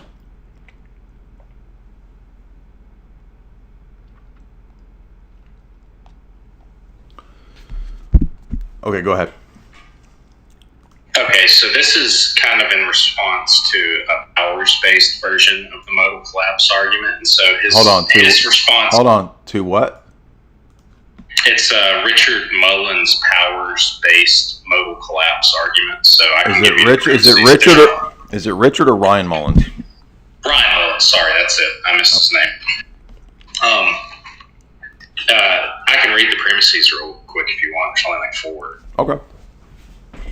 If God could have done phi, and by phi we mean any action, so if God could have done phi but does not actually do phi, then God has unactualized potential. Yeah. God could have created a different universe or no universe at all. Yeah, I bring up the possible worlds argument in my critique of Phaser, his book. Okay. Go ahead. And so he says, that's premise 8, and he's using 7 and 8 because it's, a long paper. But and then it goes, so God has unactualized potential. If God has unactualized potential, then classical theism and things like active spirits are false. Right. And so that's his argument. And then now Joe is claiming that he thinks a classical theist will simply reject the first premise, which is if God could have done phi but does not actually do phi, then God has unactualized potential. And he would say that God's doing something different merely amounts to different states of affairs obtaining with a dependency relation on God, which I think Catholics would say there's a difference ad extra but not ad intra is what. This is just ignoring the what the question is. The question is about the action itself, right? And remember that they have reduced the act to the essence. It's identical. And we're specifically asking, well then, why does God do different things at different times? And if you listen to Dr. Bradshaw talking to Tomaszewski, Bradshaw makes this objection to Tomaszewski. Have you heard that interview? No, I have not. Okay. I'll have to go check it out. So the Thomist makes this very point that you're making, this argument. He says, yeah, but it doesn't entail that, it just entails that God does this at this time. He could have done something different, and it's not a logical problem.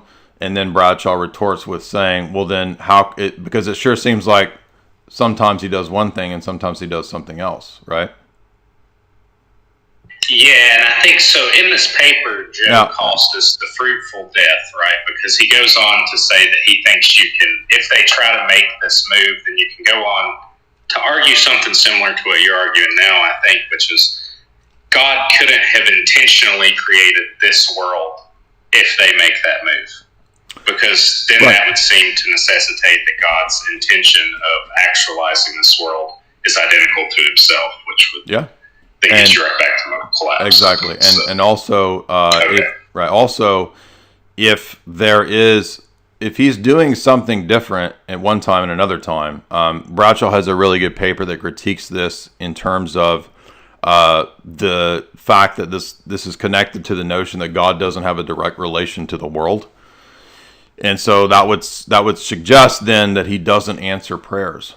Now, doesn't it seem a little odd to say that the biblical God doesn't answer prayers? Because if he does answer prayers on the Thomist scheme, this would require a change in him. So this is not just a debate about the creating and the act of creating. You see, this now begins to affect what you then must say about any interaction of God in the created order. Right. So what about the theophanies? How are we going to explain the theophanies now if we're going to reduce God to only doing one type of thing? Right? Are we going to say that walking on water identical to destroying the world in the conflagration? Yeah. So now, wouldn't a Catholic try to say that God walking on water is a different created effect? Nope. Hold on. They might try to say that, but at that point they're denying the incarnation, because now they're saying that it's not the Son of God walking on water. It's not the Son of God that's doing these things or became incarnate. It's just a created effect. No. It's the second person of the Godhead in time and space. Now you've denied the incarnation. That's why I called out Phaser in his book, because in the chapter on Neoplatonism, he says that we can prove God's existence by the Neoplatonic doctrine of divine simplicity, because it shows that the supreme essence monad cannot enter into time and space, because that would entail him undergoing change. So now you just denied the incarnation. Good job. You're not a Christian. Okay.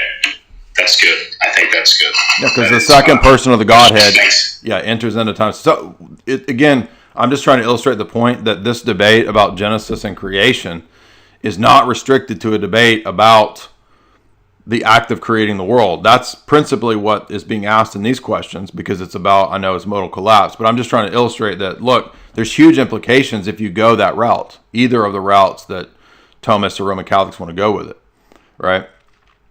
Yeah. And one of those implications is that it also affects the other acts of God in time and space. You can't worship a created effect. So you're going to say that a theophany is just a created effect when it's called God? That's the Jewish argument. That's the Muslim argument. Yeah, that's fair, man. I think it's a fair argument. And I just shared today, by the way, on Twitter, a couple great points from Palamos on Actus Purus. Did you see that? I didn't. I'll have to go check. I do follow you, but I haven't seen it. All right, well, let me pull it up. So...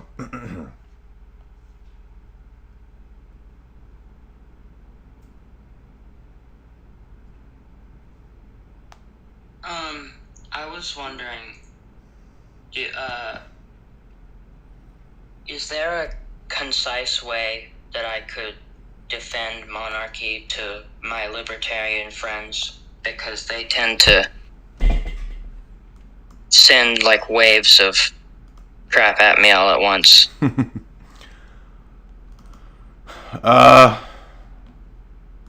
Well, I guess it depends on what their position or their presuppositions are. So, I mean, if they... that's not the right quote. If they... are they Christians or are they like atheist libertarians? They're Christians. So do they accept the biblical texts as authoritative? Yes. Okay, so I will put a article in the chat for you here from my godfather, who has a great basic biblical defense of monarchy. Would that help? Yes. Okay. Thank you. Sure. Let's see. I'm trying to send this Palamos screenshot. Mr. Dyer, if I could ask a question. Sure. What is the place for the Western Rite in Eastern Orthodoxy? I mean, it has a great place. I just went to Western Rite liturgy a month ago. What about it? So I just I guess my question is a little bit off, but my question really was like people bring into question the validity of the Western Rite. People no, critique that's it. not true. No, I've never heard an Orthodox person question the validity of the Western Rite. Never heard that, ever. So don't know where you heard that. I've never heard that. Who is the Orthodox person that's questioning the validity of the Western Rite? I think it was some Greek Orthodox Christians. It wasn't in this chat, but like I think it was. Well, I mean, you may be talking about some ill-informed person on Twitter, but that doesn't. Who cares? I mean, okay. I've never heard of Orthodox. Now, what we critique is excesses or Roman Catholic ideas that might sort of seep into some local parishes that do the Western Rite, but that's not to say that the Western Rite itself is somehow invalid. I mean, I've never heard anybody say that. So,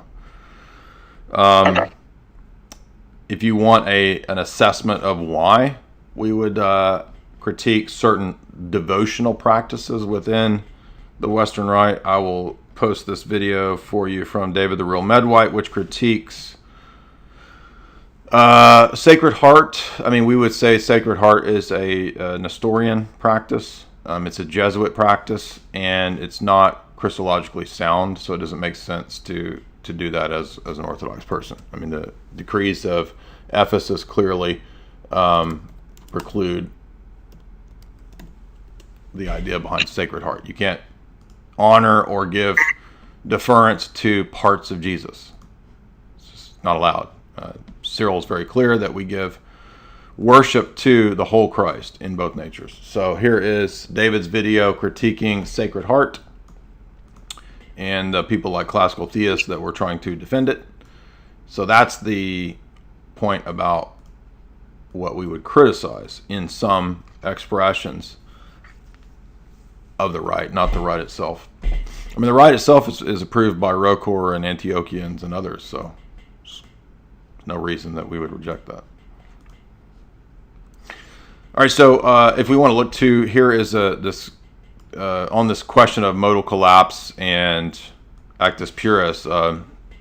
We had a good discussion about this morning. Again, I've been telling people for years to read dialogue between an Orthodox and a Palamite, because it's one of the easy ways to refute the absurdity of the uniates who claim that Palamos does not teach a real essence-energy distinction. Palamos is easily harmonized with Roman Catholicism and Thomism. Well, first of all, St. Gregory Palamas wrote a book called Apodictic Treatise on the Holy Spirit, which is soon to be published, which I've already read, which is calling the Latin Church heretical and apostate and satanic. So no, it's not able, you can't harmonize that with one of the classic defenders of the Filioque with Aquinas. So that's just ludicrous on the face of it. Anybody who's actually read Dialogue with a Barlaamite can easily see the whole book is a rejection of Western absolute divine simplicity. So let's look at what he says here. Let me pull this up so I can see it. I know you guys can see it, but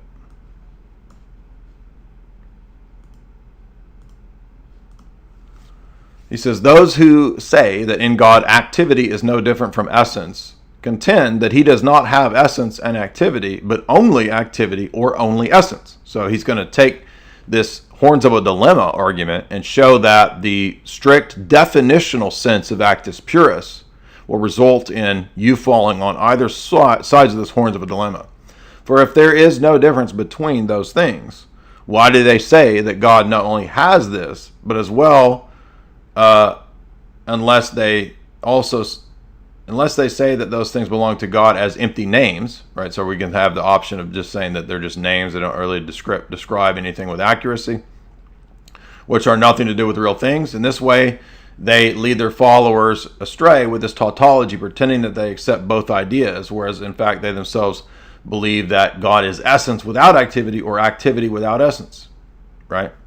So in other words, St. Gregory Palamas is saying that it's fundamental to Cappadocian, Maximus, Dionysian, John Damascus tradition, which he's pulling from, to believe in the distinction between essence and energy. And so he's saying that if you believe that there's not a distinction, then what are you talking about? Either the words don't match up, or you believe that essence is just activity, or activity is just essence, right? That's the only three logical options that you have in this position, is to adopt one of those three positions. And he's going to show that all three of those are really absurd. So here's Barlaam, or the Barlaamite, replying. They claim that God is active essence, but that he has no other activity besides his essence, lest he be composite. So this is the Roman Catholic position, at least classically speaking, as far as I'm aware. And in all of the dogmatic things that I've listed in my article about Roman Catholic absolute divine simplicity, I list the dogmatic statements. Okay, not interested in every single Roman Catholic's opinion. I'm interested in the dogmatic statements, like Fourth Council of Lyons, talking about Peter Lombard's doctrine. Fourth Lateran Synod's reference to accepting Peter Lombard's doctrine of simplicity, right? Or Council of Reims and Denzinger, right? Or Toledo, or Florence, or Lyons, right? They all have references to and statements about simplicity, even when they're talking about filioque, right? So he goes on to say, and again, that the B there is Barlaamite, for those that don't know, and he's defending his Roman Catholic position. Now, he's a Greek, but he's in line with the West. So it doesn't matter. They always say, oh, he's a Greek, dude. We got you. They don't care about his ethnicity. The point is that he's defending the Roman Catholic idea, doctrine, and conception here. And St. Gregory Palamas responds, the O is Orthodox. Let me make sure you guys can see that. You might not be able to see the O. Okay. Yeah. So he replies, Take caution that they do not bestow upon God active as an empty sound of a word, right? That was one of the three options. And he's saying that, well, if you're going to say that, then this can't be an empty, meaningless word. While they contrive precisely by the fact that to lead astray those who are in dialogue with them. For the divine the divine Maximus says, just as it is impossible to be without being, so it is not possible to be active without activity. So whatever has activity, right, has the essence from which the activity flows. If you read John Damascus, book 3, chapter 15, he will say essence, person, nature, will, energy, and effect are all distinct. Did you hear that? Go look. John Damascus on the Orthodox Faith, book 3, chapter 15. He says, nature, person, will, energy, and effective energy are all distinct. And that's in the section on Christology. So Christology presupposes the essence-energy distinction. It presupposes nature, person, will, energy, and effect of the energy all being distinct. Roman Catholicism collapses energy and essence together. And thus, as you heard the guy a minute ago talking about the modal collapse argument, when we ask them about what is the action of creating itself, they avoid it, they don't answer the objection, and they just say it's the essence of God. Because essence is act. Act is essence. They're identical. Oh, I'm so sorry. I missed that. That's I was really interested in that. So he says, let me read the rest of this quote. He says, quoting Maximus, he's saying that, and this is in the Cappadocians, this is in Maximus, this is in John Damascus, any nature must have an energy corresponding to that nature. We're talking about natures of sentient beings, obviously, right? We're not just talking about vegetables or some stupid, because I know the stupid stuff Roman Catholics say, oh, he says every nature, so he says vegetables have energy. No, any sentient being has an energy that signifies the nature of that being. God, man, angels. Okay? So he says, hence, by taking away the divine energy or activity, by fusing it with the essence, and by saying that the activity does not differ from the essence, they have made God an essence without activity. And not only that, but they have also completely annihilated God's being itself, and they have become atheists. Remember when Alan Rule said that I made up the statement that absolute divine simplicity leads to atheism? Here it is. In the universe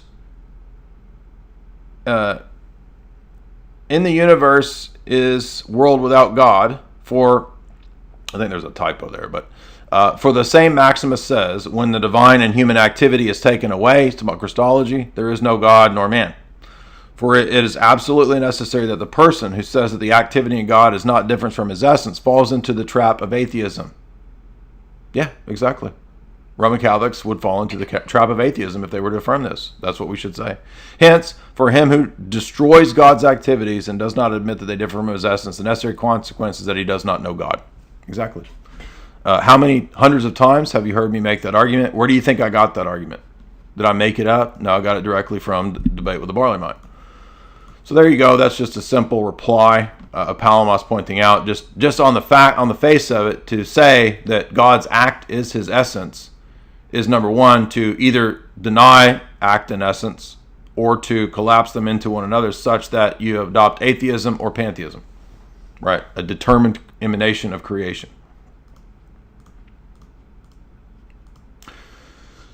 All right, so we've gone for almost 2 hours, and I think we have another super chat here that I'll get to. And then we're going to transition over to Ezekiel. Remember, this is going to be really important for apologetics. If you don't miss out on the major prophets, because there's a lot of meat, a lot of detail there for understanding the Trinity, understanding the deity of Christ in Ezekiel. Do you understand that? These are key texts. In fact, I just stumbled across something I never noticed this recent reading of Ezekiel, where you even have an image of Ezekiel taking on the sins of Israel as a macrocosm, microcosm. Who do you think that's a type of? Ezekiel laying on his side an image of death, taking on the sins of Israel and bearing a punishment. Wow. As a microcosm, macrocosm. God says, I'm going to put the sins of Israel on you as a symbolic representative, laying there on the road by yourself, on your side. Profound image of Christ taking on the sins of Israel. and the world, laying on his side, laying down to die. And this shows that not only is that the case, it's not foreign to Jewish theology or ancient Hebrew theology to think of one man bearing the sins of the nation, Ezekiel symbolically doing this, right? So then Jews turn around. There's no idea in the Bible of one person taking on the sins of the nation or of Israel. That's crazy. What? Right? When we talk about Isaiah 53, suffering servant, right? Oh, it's also in Ezekiel, you see. So we'll get into that in a minute in the next Ezekiel discussion here in a minute. But some people may have doubted this. I wanted to point this out. I'm not making this. This was famously the case, right? Again, so I think Lofton and these people, they don't want to talk about like the serious issues. They want to deflect into all this obscure historical stuff. Not that we're opposed to going to that. Ubi has literally refuted every single thing that they go to. All of their tropes, their classical, go-to things. Ubi has already dealt with all that. They ignored all that, by the way. And the last thing they want to talk about is the monthly gift that ever gives, Francis himself. Right. So I'm sure everybody knows who Martin is. Francis has openly thanked him. Right? How is Francis upholding, right, faith and morals infallibly, inerringly, indefectibly for the Romans, for the whole Roman Catholic Church? And it's not enough to say, well, I disagree with him there. Okay, but you disliking or the fact that he does something in a letter privately, none of those things exclude you from heresy and apostasy. In other words, again, let's think how dumb this argument is, right? The Roman Catholics typically will say it only matters when he binds the whole church to it. No, that's not the criteria or the requirements for being a heretic. Being a heretic has nothing to do with your ecclesiastical structure or authority or ability to bind anyone to anything. Because anyone can be a heretic or an apostate. I mean, unless you accept Vatican I and you think that the Pope can't defect or become a heretic or an apostate, right? Thus the contradiction.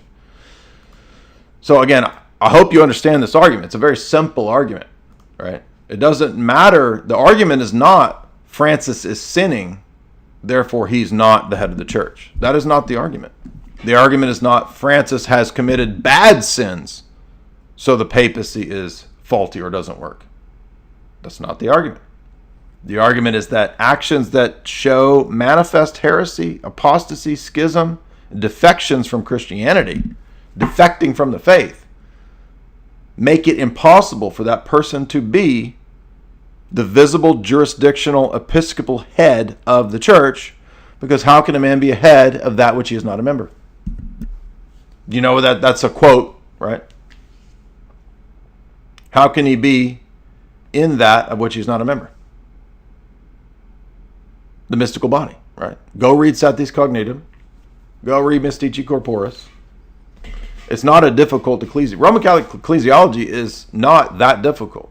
There's a lot of nuance and a lot of sophistry to make it make sense, but it's not that difficult. I mean, basically, it's follow the Pope, okay? And you submit with docility. You don't have the right to private judgment, not just in terms of Scripture. You don't have the right to private judgment in terms of the Pope. What does Mediator Dei say? Mediator Dei, Pius XII. You don't have the right to judge the rights. You don't have the right, R-I-G-H-T, to private judgment. It explicitly says private judgment of the rights, R-I-T-E-S.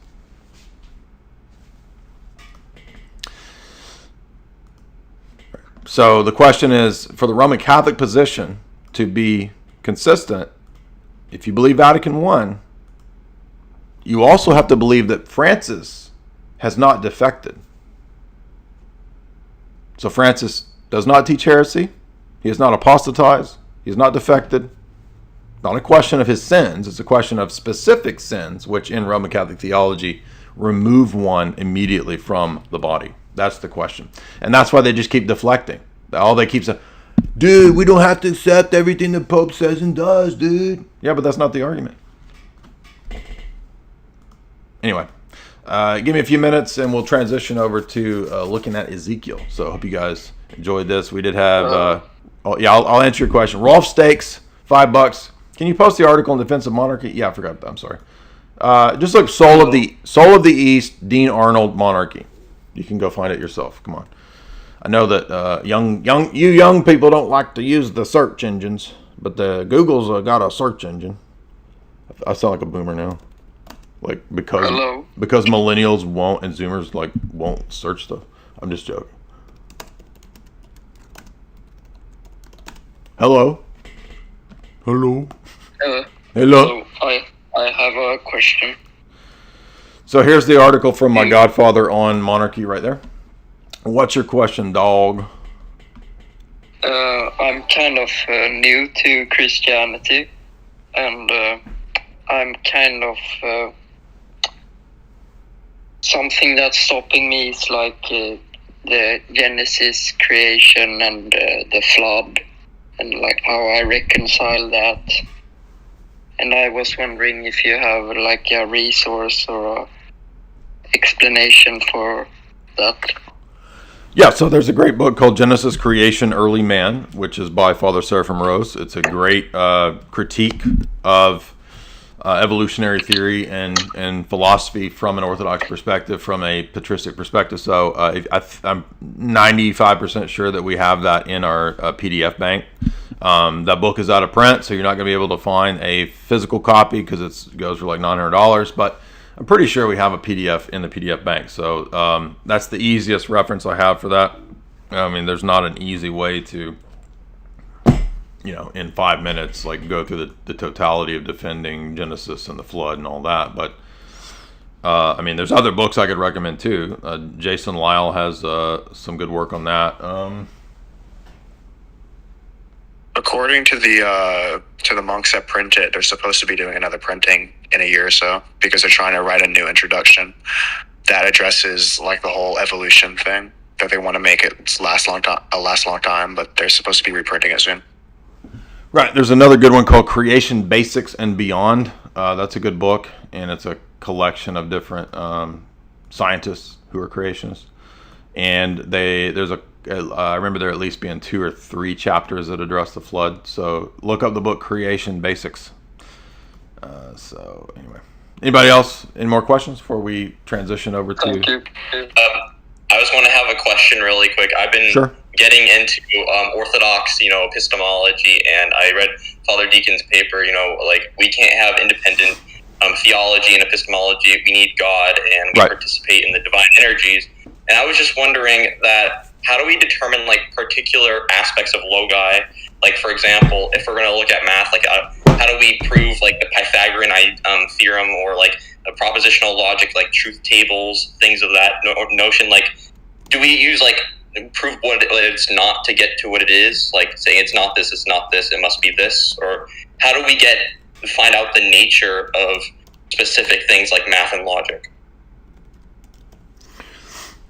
Okay, so for us, math and logic are created things. So there's a created and an uncreated aspect to the logi. So one thing I would say is that it would be helpful to get familiarized with some of the basics on the idea of the logi. So you need to read Ambiguum 7 of St. Maximus is the first place. And then you're going to want to read Father Florovsky's classic essay called Creation and Creaturehood, which I'm going to put in the chat right here. And he will go really deep into the logi. Now, there's other ambigua in Maximus's ambigua, like 10, maybe 42, other than 7, that also go really deep into the logi. And then if you want to go beyond that, there's a lot of essays and a lot of PhD theses and scholarly works that will go deeper and deeper into the logi. I mean, there's also, I just put up the Gregory of, wait, that's the wrong one. Palamas, and Gregory Palamas has,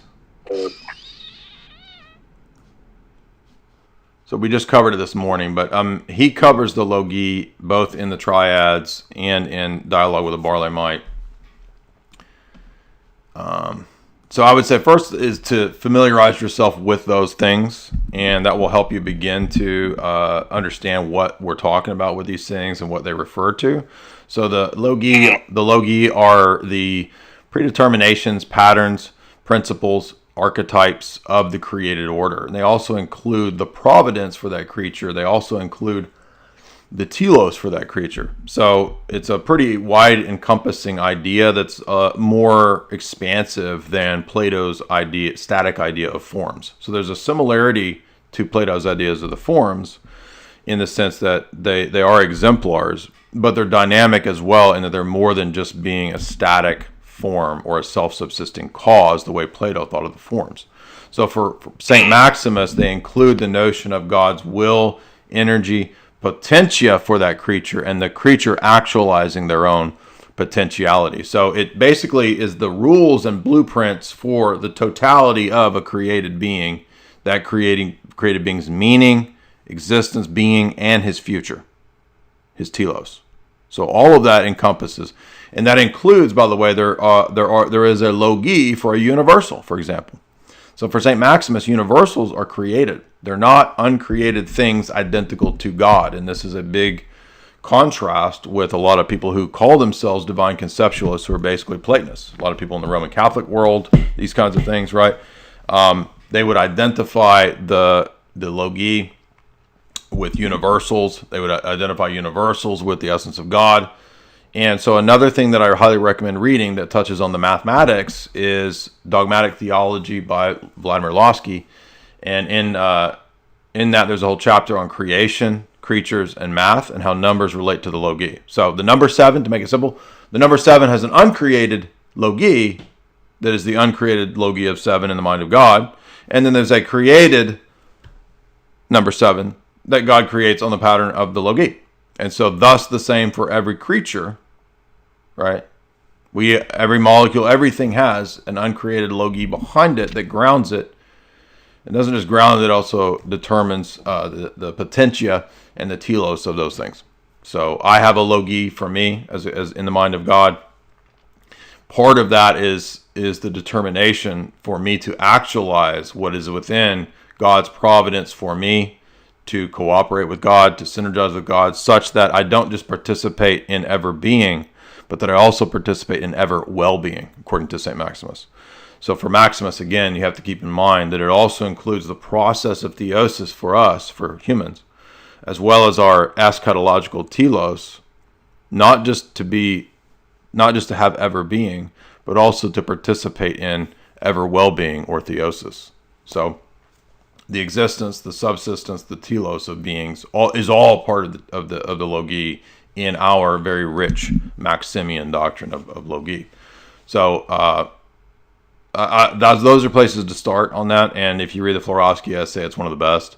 He will actually go into that created, uncreated element of the logi, again, being the pictures, the predeterminations, the patterns of what exists in the world. And there's also a great essay by Seraphim Hamilton on the difference between the logi that God does and does not actualize, right? So the notion of the possible worlds that we just talked about a minute ago, the Roman Catholic doctrine of exemplars is not Maximus's doctrine of the logi, because Maximus talks about the fact that there are possible worlds. God didn't have to actualize any of them. So that shows us Maximus teaches the essence-energy distinction, obviously. So there's potentia there. And so if there are unrealized logi, right, that itself shows a difference between the energies that God actualizes, the logi, our type of energy, and the logi that he doesn't actualize, right? I might have a pattern in my mind to build a house, and in my mind, I have a house that has 100 rooms in the mansion, and then when I go and actually build a house, I only build a 50-room mansion, because there's nothing that compels me to have to create a house, a mansion, based on the 100-room one in my head. I only will to actualize a 50-room mansion. So there's a divine pattern in the divine mind of all possible worlds, but God doesn't have to and didn't actualize all possible worlds. It's a very simple point to disprove. And to the guy who was asking the modal collapse argument a minute ago, keep in mind, in the Roman Catholic position, you can't divorce creation from the ideas, the divine ideas, which are identical to the divine essence. So that debate is not just a debate about what is the ontological status of the act of creating in Thomism. It's also a debate about the divine ideas of creatures, which are identical to the essence of God, which thus determine the created order. So if they were to be consistent, and Whipple has a whole chapter on this in the Metaphysical Thought of Thomas, they would know that yes, the act of creating in Thomism is not just God willing to have an ad extra created order. It's an ad extra created order based on divine ideas that are identical to and synonymous with the divine essence. That's key. So in other words, there's a double whammy for them. It's not just a question of reducing and identifying act or will in God with his essence. It's also a question of admitting and teaching that the created order is a reflection of the divine essence. So if the divine ideas are identical to the divine essence, and they're the divine ideas of creatures, then creatures are just as necessary as the divine essence. And then they'll say, well, no, that they're not, because God didn't will to exemplify or to actualize everything in the divine essence. Oh, but so there's potential in God. If there's a divine idea in the divine essence, and the created order is the actualization of the ideas in the divine essence, then they're just as necessary as the divine essence. It's a simple argument. All right, we'll transition over. Anybody else? Really quick, what was the first one of the articles that you recommended, or the books? You said it was like a famous essay. I just want to know again. Okay, so the place to start is St. Maximus's Ambiguous 7 about the Logi.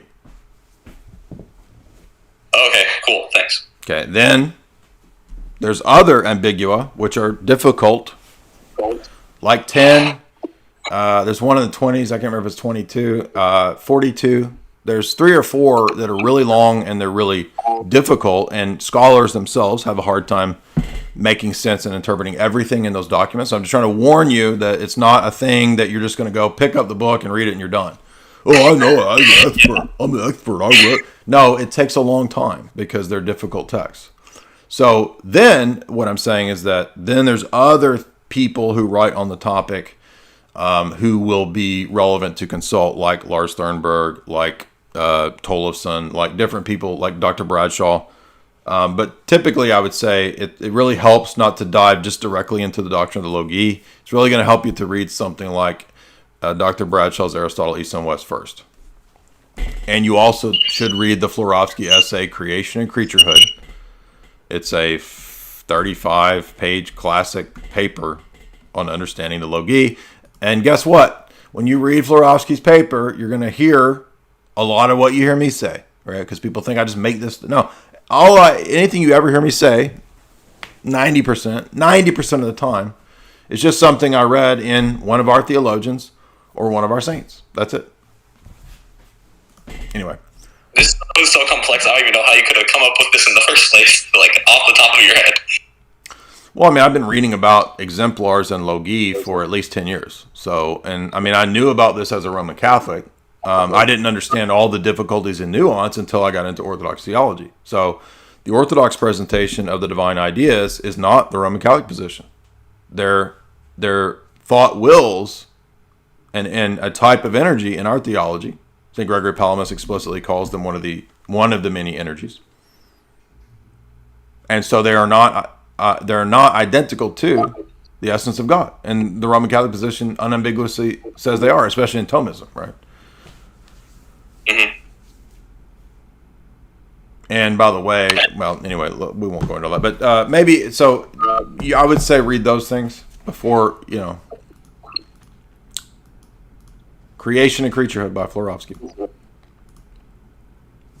I'll go read those. Thank you for that. Yeah, they're all free. They're all accessible. And I put all of those in the chat, by the way, for everybody on YouTube watching the chat. Jay, actually related to that, I was wondering, in relation to orthodoxy, is moderate realism more compatible, or do we take Platonic or extreme realism as our position, or both are possible positions? What would be our regarding the universals problem? So we just covered this the other day, in a lengthy assessment in the Discord. I don't know if I can even find that. Let me show you this. So this is actually an important enough point that I will pull this up. So let me scroll back and find this little diagram from a paper.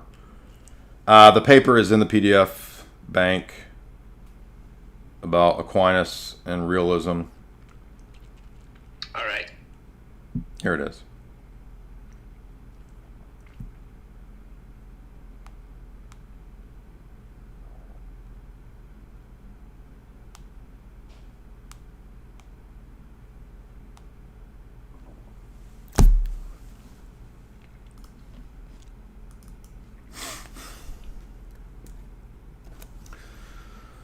So I don't have the paper handy, but I can put the paper in. I'll just have to figure out all these things I reference and put them in the show description, I guess. But here is, I forget where he's a professor at Macquarie. I forget, so he's a professor somewhere. You'll see in the paper. I don't remember. This is his paper about realism and Aquinas. And this is very helpful because it's just going to lay it out in a simple way, the way that he at least interprets Aquinas' notion of universals. So he argues that if you look there on the left, this is Champeau's realism. And yes, I'm going to go ahead and say that our position is a realist position. So in other words, if you go read the Cappadocians, especially Nyssa, if you go read, Maximus, if you go read, St. Theodore the Studite's argumentation about Christ assuming universal human nature, if you go read St. Cyril on the unity of Christ and how he assumed universal human nature in his single divine hypostasis, I mean, there's no way to not be a realist and adhere to that theology. I mean, the whole of that theology, the Cappadocian... Can you hear me, sir? I'm talking, hold on. All of the Cappadocian Christological formulations, and then the later Christological formulations, even to the iconographic philosophy, so the philosophy of metaphysics that underlies the Icon Council, Seventh Council, is realism. There's no way around that. So when we try to have a moderate realism, which is what at least this professor is arguing, Aquinas' position is, and I think that it is, as far as I can tell, Aquinas seems to have this position. Some people might dispute that this is Aquinas' position. Okay, yeah, whatever, I don't care. But it's admitting that there's common natures, but it's more, you can see the move is obviously more Aristotelian, where each H there being the human nature, and then the I representing the individual. So we have the universal nature, right? And then we have the individuated instance of that nature. So in the Aristotelian, what I would say is looks like Aquinas' position here. You have the admission, and this gets into primary and secondary substance, by the way. You can see that obviously right away that this is how Aquinas would cash out primary and secondary substance, in that you have a single substance that's this human nature, that human nature. So really, this isn't going to work with Christ assuming universal human nature. You can see between Champeau's realism and Aquinas' sort of discrete, individuated natures there, you're not going to have the possibility of Christ assuming universal human nature. And as far as I read the text in the Summa where he talks about Christ assuming human nature, it is not Christ assuming universal human nature. So it is explicitly not the Christology of the first seven councils. It's the Christology where Christ assumes a single human nature, right, which is fully human, but it's not by virtue of that assumption universally recapitulating all other human natures, or excuse me, the rest of human nature, I should say. So there's no way really to I don't think at all make sense of, and this is Sherrard, by the way, has an excellent critique, I believe, of this error in Aquinas on how it would affect Christology. It's in the PDF bank. I've shared it many, many times. So, and as you can see, although this position, like our position there, Champeau's realism, although it does admit common natures, it's not admitting universal nature. And so in that regard, it shares more similarity to Occam's nominalism. So moderate realism, I don't think this via media is at all possible or compatible with what we would say. So again, if you're going to try to tell me that it is, then please explain to me how that middle position can make sense of Christ recapitulating and assuming universal human nature. How are you going to explain the icon council and the way it reasons from type to prototype, right, in that middle example? It all falls apart. And by the way, it's not accidental that that middle position is synonymous with the Roman Catholic Church's rejection of correct Christology and the icon council. And by correct Christology, I'm specifically talking about Christ assuming universal human nature, recapitulation. They don't have that. There's no recapitulation theology in Roman Catholicism until the modern attempt to recover that doctrine in people like von Balthasar. So yes, I'm very aware that there are people like von Balthasar who want to bring so-called, the both lungs back into the church or whatever.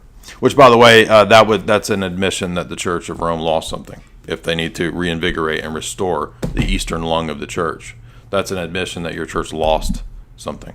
I thought that you didn't lose things. You were the perfect preservation of the faith. Now, go ahead. There was one more person who wanted to bring another question. Yeah, Jay, I think I found the paper you mentioned. I sent it on VC General. It is indeed in PDF bank. Thank you for the reply. Actually, there is a Roman Catholic wanting to debate you. His name is Benito. And he says that you don't know what is waiting for you. Uh-oh. So, okay. Yeah. Let's do that. Let's hear him. Yeah, we'll postpone the Ezekiel talk. We'll let him come on in. I'm going to have to use the little boy's tinkle room here in a moment. So give me a few minutes to... Go ahead. Mr. Dyer, can you hear me? Yep. So that... Okay, I'm from a Byzantine Catholic, so I'm not actually Roman. That was wrong on the part of your moderator. And I have a question. If you are you the one that's hold on? Are you the one that's going to debate? Well, I wanted to have a discussion. Yeah. Is that okay? Well, no. Wait a minute. I thought you said I don't know what's coming. I don't know what I'm getting into, right? Well, may I ask a question first? No, what I just said was I'm going to use the restroom, and then we'll let you. Okay. We're going to let you have the floor, and you can debate, and you can say whatever you want. Okay. All right. So I've been going for 2 hours. I got to use the bathroom. We'll postpone the Ezekiel talk, and we will let you say whatever you want. So give me about 5 minutes to make some coffee, get some water, and we'll resume this in a moment.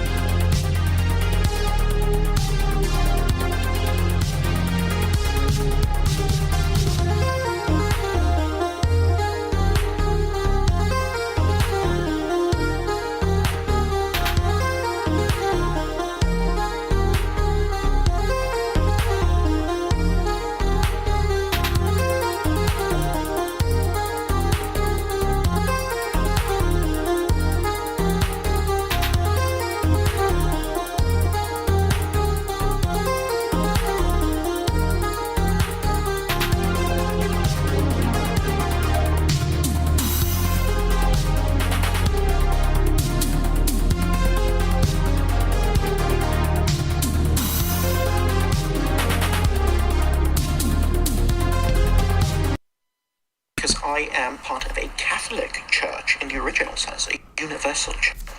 I'm not part of a national church, but a universal one. Okay, hold on. So that's a fundamental misunderstanding, first of all, because you realize when the churches came to the ecumenical councils, they were nationally represented churches. Yeah, of course. Okay, but the argument that you just made was that the Orthodox Church is a bunch of national churches. Well, I believe that the scattering has been observed after the Great Schism, so-called. So you're saying there weren't national churches at the ecumenical councils? Well, there were national churches, but the national churches were all churches insofar as they adhered to the one true church. Now, in Eastern Orthodoxy, what we observe is fundamental differences between the outlook of different bishoprics and patriarchates. And this is a serious problem that I believe I will get into when I'm given the chance. If you're just going to repeat Solovyov's arguments, I'm glad to address that. I mean, I've read Solovyov's book. So, yeah, you can have the floor. So, for those that don't know, we have a Roman Catholic who attends the Byzantine Rite, and he is going to make his arguments. So, go ahead. Okay, so just a brief introduction. So you guys already know I'm a Byzantine Catholic. I don't actually call myself Roman, although I'm happy to be associated with the See of Rome. So my point is the point that I want to make really quickly, Jay. I'm going to put it in the form of a question. Now that you advocate for Eastern Orthodoxy, which of the two patriarchates which forbid communion with each other do you submit to? The National Church of the Russians, who forbids communion and does not even mention in their liturgies the patriarchs of the Greek patriarchs. And please remember, for all those listening, that the Russian patriarchate accounts for, or I should rather say the Russian Orthodox Church, accounts for more than half of all Orthodox. So this is a problem that's not seen within our rite. And the reason for that is because we are truly a Catholic church. Now, of course, the Orthodox Church also lays claim to being Orthodox, but Jay, may I reiterate the question? Which one of the patriarchates who are at war with each other, who can just declare each other out of communion based on a whim, nothing more than a whim, and completely break up a communion, which one of these are you supposed to be under?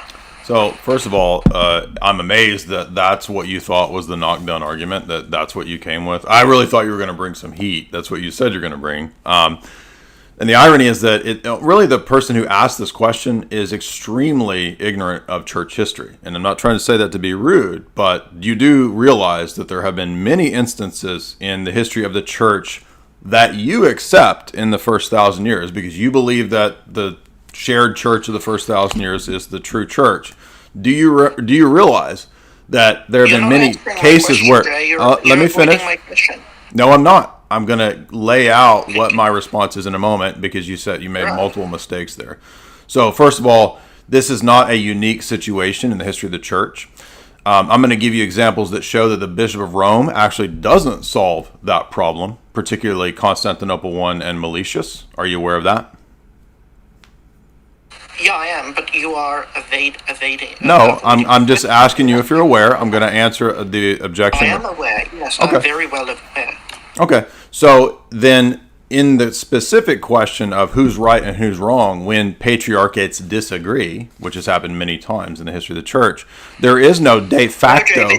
I'm answering your question, dude. There is no de facto a priori answer to that question because in our situation, I'm going to side with Moscow because I believe Moscow is in the right in this situation, and it's a nuanced answer as to why I believe Moscow is right. I can be glad to say that, but it's not the case that they do it on a whim. So you just invented this category that any patriarchate on a whim can just excommunicate all the other patriarchates. That's not what happens. It happens in a canonical synodal process by which there's steps in degrees of exercising church governance. So, for example, the stage before excommunication is the stage of removing communion, removing from the diptychs. That's common in the history of the church. That's what happens in the canons. right? And the very fact that there's an analogy to previous instances, right, in the history of the church, shows us that there's not a de facto solution by just having the Bishop of Rome. And in fact, the Bishop of Rome himself has defected, right, and is not according to not what Vatican I says he is. So I don't think you're understanding that our ecclesiology actually takes this into account. So you asked an argument about the principle of ecclesiology itself, and then you turned it on me personally. What would I do in a situation? It's arbitrary. It's not arbitrary. So here's the problem, Jay. So let me finish the point about Constantinople I, because it's a great analogy, and then I'll let you talk. When can I lay out the problem? You just asked me the problem. I understand what you're saying. You're saying that without the Pope, there's not a way to solve the problem. No, what I'm saying is, how can a patriarch who's been created by another patriarch, like we know that the Russian patriarch was created by the ecumenical patriarch, just decide to say that the ecumenical patriarch is no longer to be communed with?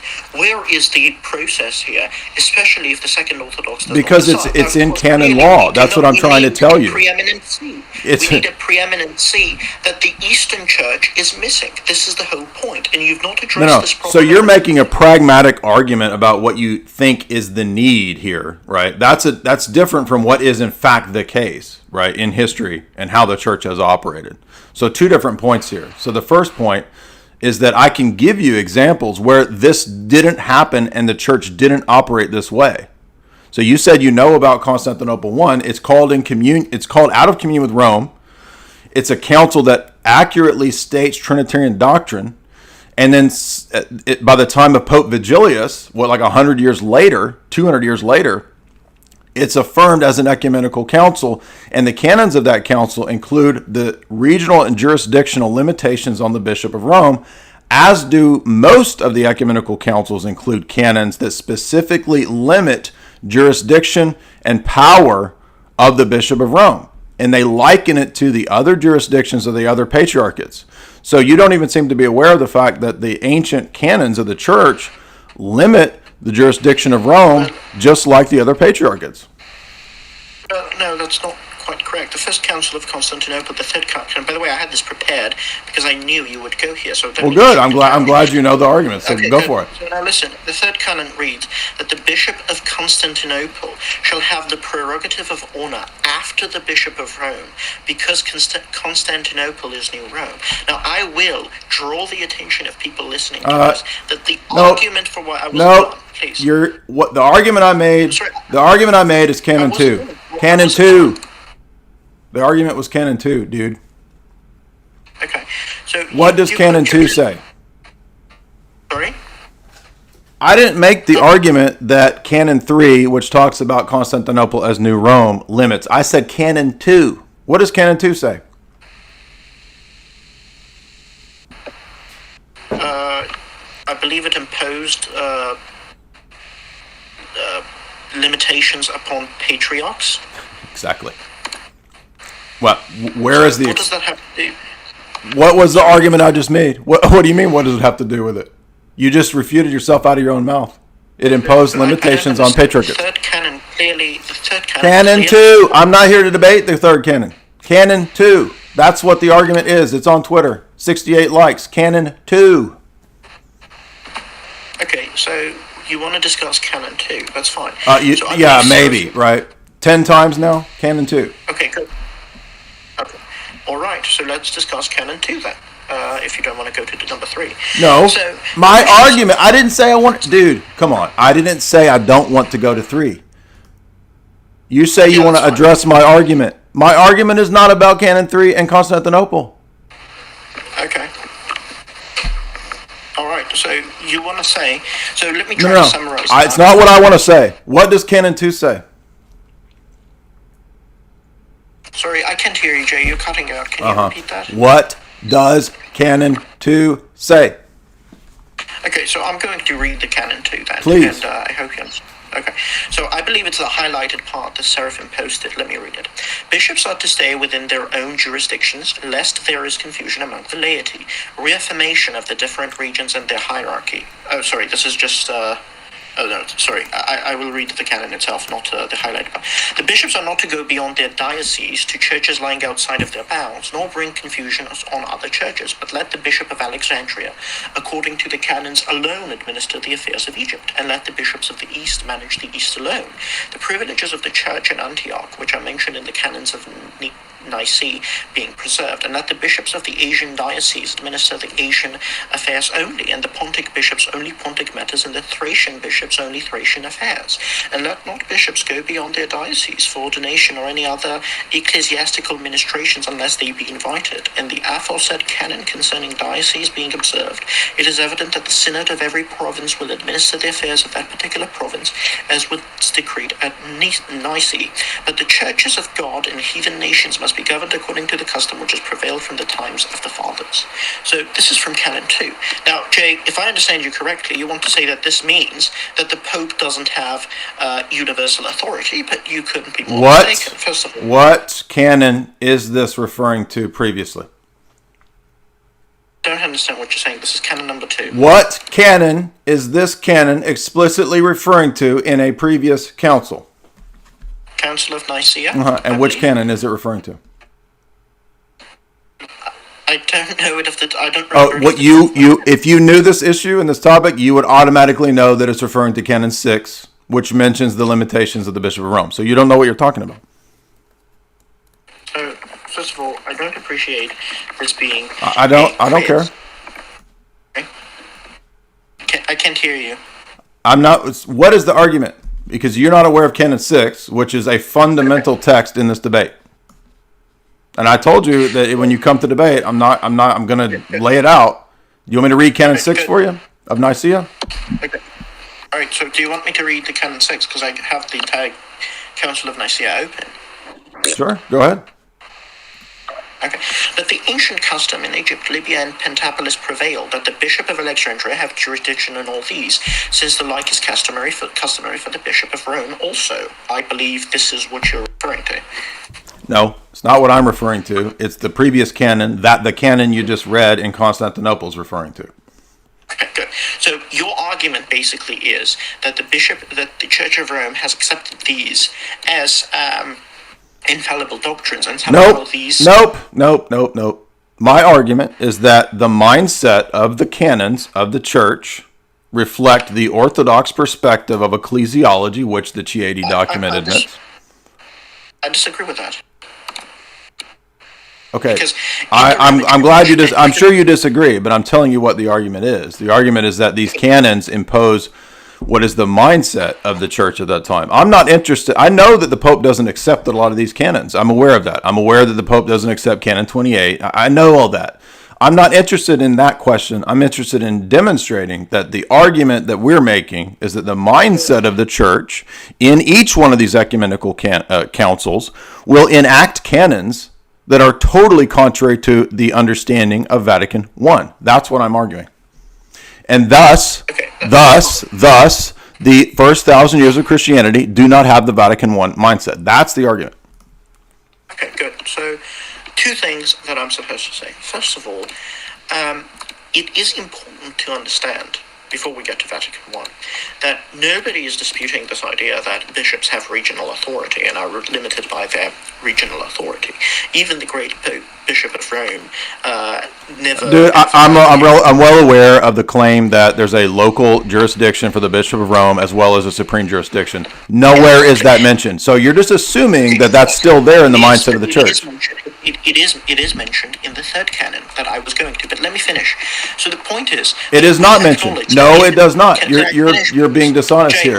There is nothing in Canon 3. There is nothing in Canon 3 about supreme universal jurisdiction.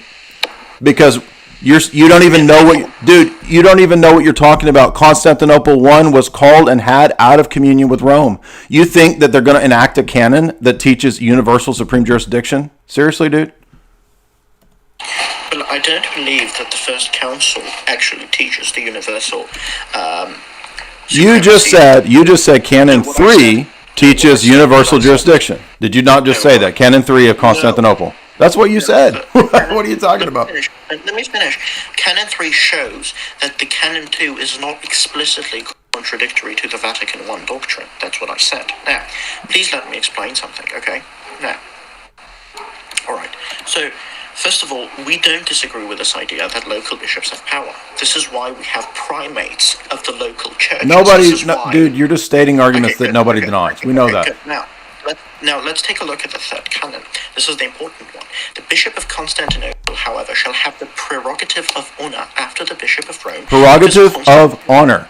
Prerogative of honor. Let me ask you. Prerogative of honor. Okay, do you respect this prerogative of honor? Prerogative of honor. Let me finish.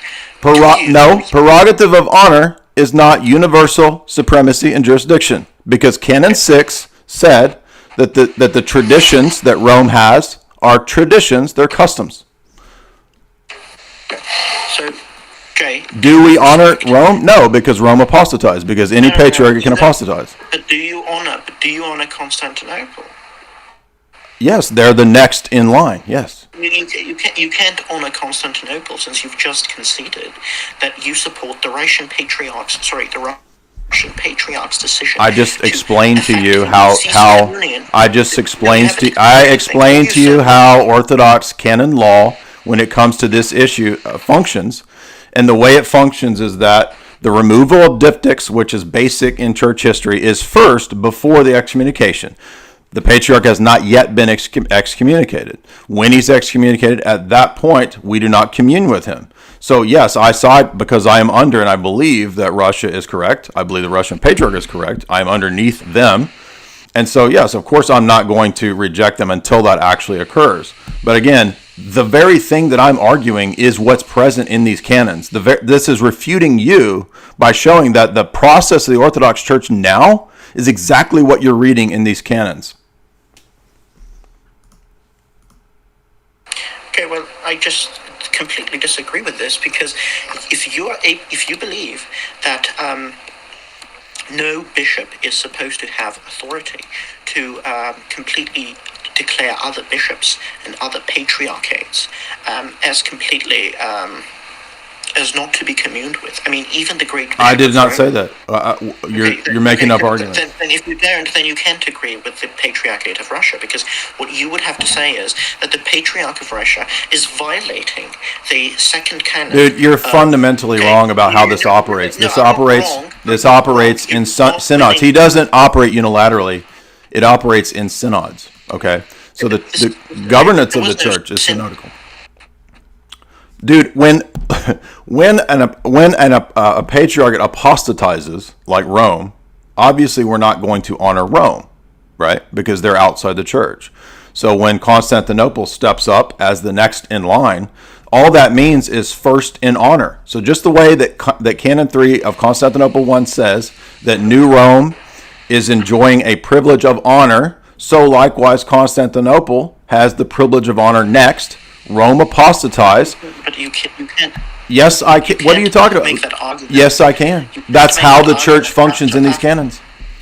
I understand that, but after you've conceded that you believe that the Patriarch of Russia can declare the other patriarchs, he doesn't do it on his own. He does it in synod. No, he does. The Patriarch of Russia explicitly has declared the Greek Patriarch as someone who is not to be communed with, and his churches are not to be communed with. That's not excommunication. That's the step before excommunication. No, I understand it's not excommunication, but you cannot make the argument that patriarchs cannot have this power, because this would refute your initial argument about the second canon and the sixth canon of Constantinople and Nicaea, respectively. That's not what it means. It's not. It doesn't mean that they unilaterally. It means that in synod they can declare somebody. This is how the canons work. That's what we call it in philosophy. We call it special pleading fallacy. It's not special pleading. That's how we pronounce it. Now, the problem is... It's not special pleading. He's not willing to... Yeah, it is special pleading, because you said that there was not to be that the patriarch, according to your interpretation of the second canon of the church, has absolutely no authority to interfere in the function of other patriarchs. But as it turns out, you believe that the patriarch who is lesser in honor No. And you know you've been defeated, but now you're going to persist in the lie. No. So you should know that there is an appellate structure and that there's appeals that are made outside of jurisdictions when there are extenuating circumstances in the church, such as large-scale heresies. Hence why many patriarchates were appealed to, and some patriarchates excommunicated other patriarchates. This is talking about jurisdiction in terms of governing the church day to day when there's problems in the church. This is not talking about... Dude, this happens. You're not listening to what I'm saying. You're part of a national church. You're not part of a Catholic church. You're part of 7 or 8 national churches, none of whom have the kind of authority to do anything. And that's why, on a whim... That's simply not true. That's simply not true. Dude, we can turn this... I can turn this argument right back around on you because, number one... No, it's not. No, it's not. It's not tu quoque because it's not tu quoque. Dude, if you don't start cutting Jay off, I'm going to ban you. Knock it off. So listen. So we're going to take this a point at a time, okay? It's not tu quoque because you are claiming to be a member of the same church of the first 1,000 years, right? That's correct. Okay. So it's not tu quoque because I'm saying that in the church that you accept, there's appeal to places like Alexandria.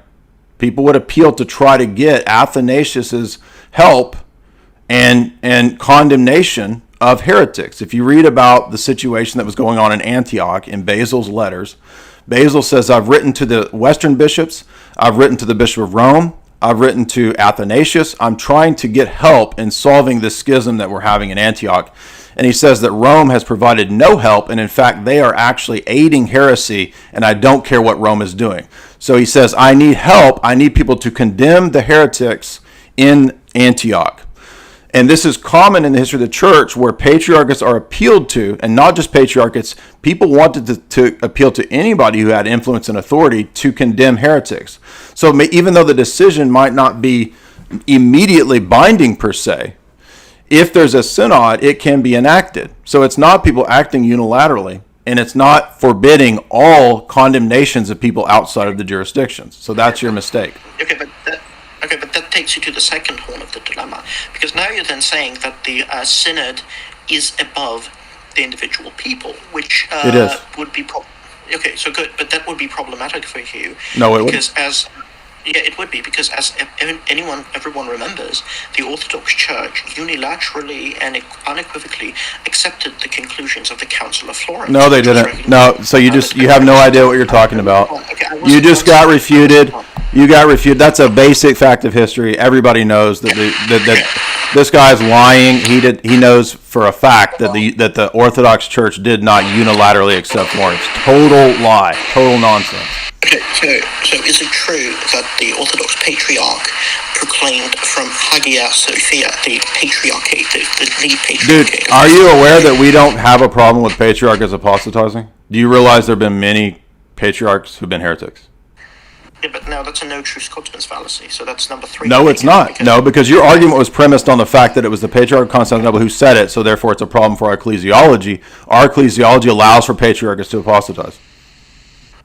So are you saying that the patriarchs recognized the Synod of Florence, of Ferrara Florence, apostatized? Is that your argument?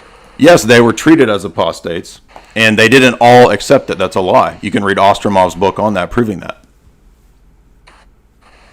Okay. So yeah, exactly. The problem. So no. Now it's my turn. I want to know if you think these canons. I want to know. So you're not going to answer my questions.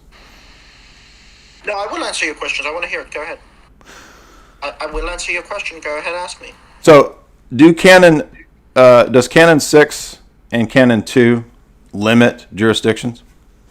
Yes, they do. Okay. Was Constantinople I called out of communion with Rome? Of course. Okay. Was Saint Meletius, did he die out of communion with Rome, who presided at this council? Sorry, can you repeat that? Was Saint Meletius, who presided over Constantinople I, did he die outside of communion with Rome? He did. Okay. If memory serves me right. Okay. What does Cantate Domino at Florence say about people who die outside of communion with Rome? They are not Catholic. Right. So you believe that an ecumenical council was called out of communion with Rome, presided over by somebody who was out of communion with Rome, and then couple centuries later, Pope Vigilius accepts this council as the teaching of the Holy Spirit as true, and also convoked by somebody who is not a saint, but now is a saint in your church. Well, we completely recognize that these matters can get complicated. So this is a very simple argument. Okay, so someone who is not in communion with Rome is not a Catholic, but being in communion with Rome can be a matter of visibly being in communion with Rome, or not visibly being in communion. What is the sense that is meant in Cantate Domino?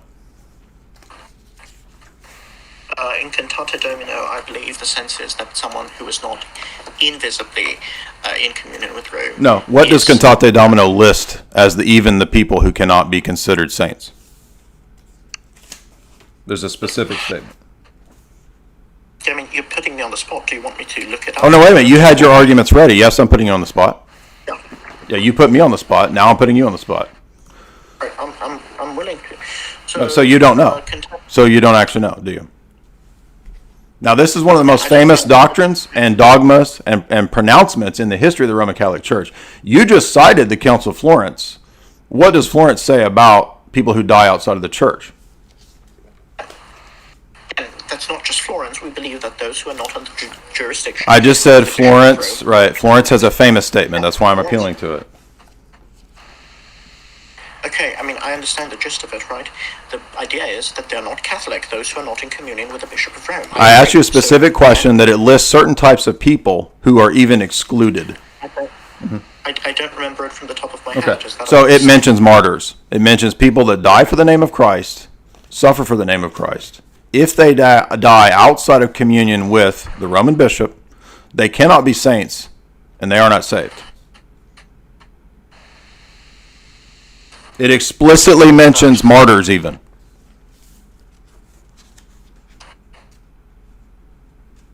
Okay, I would have to look at that. Can somebody... Yeah, right, I'm sure. So, yeah, we'd be glad to link it. It's Cantate Domino, Denzinger, and it notes that, I think it's, I put it on Twitter in this thread here, it's 7:14. It's about 7:14. Let me pull it up.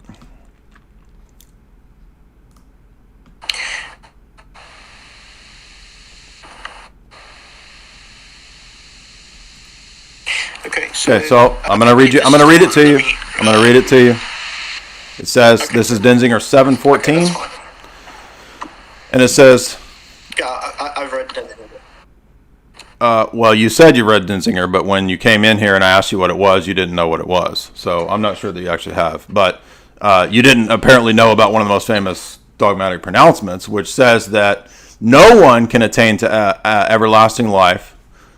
Those not living within the Catholic Church, not only pagans, but also Jews and heretics and schismatics, cannot become participants in eternal life, but will depart into the everlasting fire, which was prepared for the devil and his angels, Matthew 25:41, unless before the end of his life, he has been added to the flock and to the unity of the ecclesiastical body, not the invisible church, the ecclesiastical body, and it is so strong that only to those remaining in it are the sacraments of the church of benefit for salvation, and to do fasting, almsgiving, and other functions of piety and exercise of Christian service to produce an eternal reward, that no one, whatever almsgiving he has practiced, even if he shed blood for the name of Christ, can be saved unless he has remained in the bosom and unity of the Catholic Church. So how is St. Meletius of Antioch, who dies out of communion with Rome, who calls a council out of communion with Rome, which enacts canons that obviously don't teach papal infallibility, how is he a saint, and how is that a true council? Okay, good. So notice the problem here that I've explained before. There isn't anything in the statement of Cantate Domino that excludes the possibility of a mystical, invisible... It says the ecclesiastical body. You're lying. You're making up stuff, because it specifically says that you can't be a saint dying outside of communion with Rome. So you're lying. Okay, but... It says joined to the... Do you think the ecclesiastical body is an invisible church? Now you're a Protestant heretic. No, I don't agree with that. I'm saying is, someone can be in communion with the ecclesiastical body without visibly being in communion. No, they can't. That's a heresy. You're a heretic. This document is talking about being in communion with the ecclesiastical body. This is an entire council called out of communion with Rome, in schism with Rome. So you're just engaging in sophistry. Okay, I'm simply here to give Catholic teaching on the matter, on the ability for someone to be saved who is not visibly inside the Roman Catholic Church. Okay, yeah, I know that your church later says that over time, talking about invincible ignorance, but this is explicitly forbidding that for someone who is a martyr or dies outside of communion with the Bishop of Rome, particularly clerics. So you want to say that you can have invincible ignorance and salvation outside the visible confines, but that begs the question, because I don't think that the Roman Catholic doctrine of that is consistent with what is taught here in Cantate Domino. So I know you think that that's true, but this explicitly mentions being joined to the ecclesiastical body of the church, not the invisible body of the church. By the way, if you read Mystici Corporis, there is no invisible body that people are joined to that is distinct from the ecclesiastical body. Mystici Corporis specifically identifies the mystical body with the visible church. Or are you a Protestant? Okay, well, Jay, I don't. No, I'm not a Protestant. Jay, I don't mean to be rude, but your lack of imagination is not an argument, right? So the argument that's being made here is that the Roman Catholic That wasn't a lack of imagination. The argument is that this says the ecclesiastical body, and you appeal to a spiritual invisible union, to an invisible church. No, I'm saying that someone can be visibly not a Catholic, but be in communion with Rome through invincible ignorance. No. The fact that the Roman Church later says that, is not consistent with what Cantate Domino says. Well, not just Cantate Domino, but Unum Sanctum specifically says you have to submit to the Pope to be saved. Yeah. There's no getting around that. Yeah, Unum Sanctum says if you do not submit to the Roman bishop, you cannot be saved. I agree with that. You have to submit to the Bishop of Rome to be saved. That's the normative way.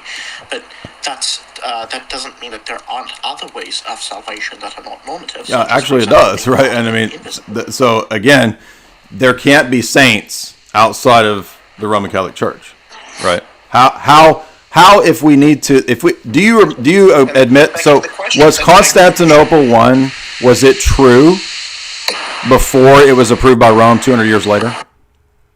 It was ontologically an ecumenical council. So we don't need the Pope for ecumenical councils. You just admitted that. Thank you. You just admitted we don't need the Pope for ecumenical councils. Thank you. Okay, we're done. You just admitted that we don't need the Pope for an ecumenical council. Thank you. All I admitted is that in the past there have been ecumenical councils where the papal consent was not always given. No, this was not merely papal assent not given. This was called out of communion with Rome. The guy who presided was out of communion with Rome. And you just admitted that an ecumenical council can exist as true without Rome. Yes, that's correct. Oh, thank you. So we don't need the Pope. Thank you. We don't need the Pope for ecumenical council. You just refuted yourself. That's a non sequitur. You just admitted that we don't need the Pope for ecumenical councils. I admitted that there can be an ecumenical council without the Bishop of Rome. Thank you. That's an admission. So now you're a sophist and you're full of shit. Yeah, that's total bullshit, dude. How is that a non sequitur? It's what you admitted. Necessary, well, not always. Okay, so this is sophistry. This is why you're a sophist. You just admitted that we can have an ecumenical council without the Bishop of Rome, and it can be true, and we can know it without the Bishop of Rome. You just admitted that. Now you're engaging in the sophistry. Okay, I admit that there can be a council that can be true without the consent of the Bishop. Thank you. And you said it was an ecumenical council. You admitted an ecumenical council. You just refuted yourself. Correct. You just refuted yourself. That's correct. It's correct that you refuted yourself. Yes, correct. So thank you for conceding that you refuted yourself. Okay, Thank you. Okay, well, thanks for the engagement, Jay, and I hope I wasn't too rude. Mm-hmm. All right, so we're going to transition now over to the channel, to my next stream. It's going to be we're going to transition over to discussing the topic of Ezekiel. So hope you enjoyed that. That was a heated, fun discussion. And give me a few more minutes and I'll set up the stream for Ezekiel and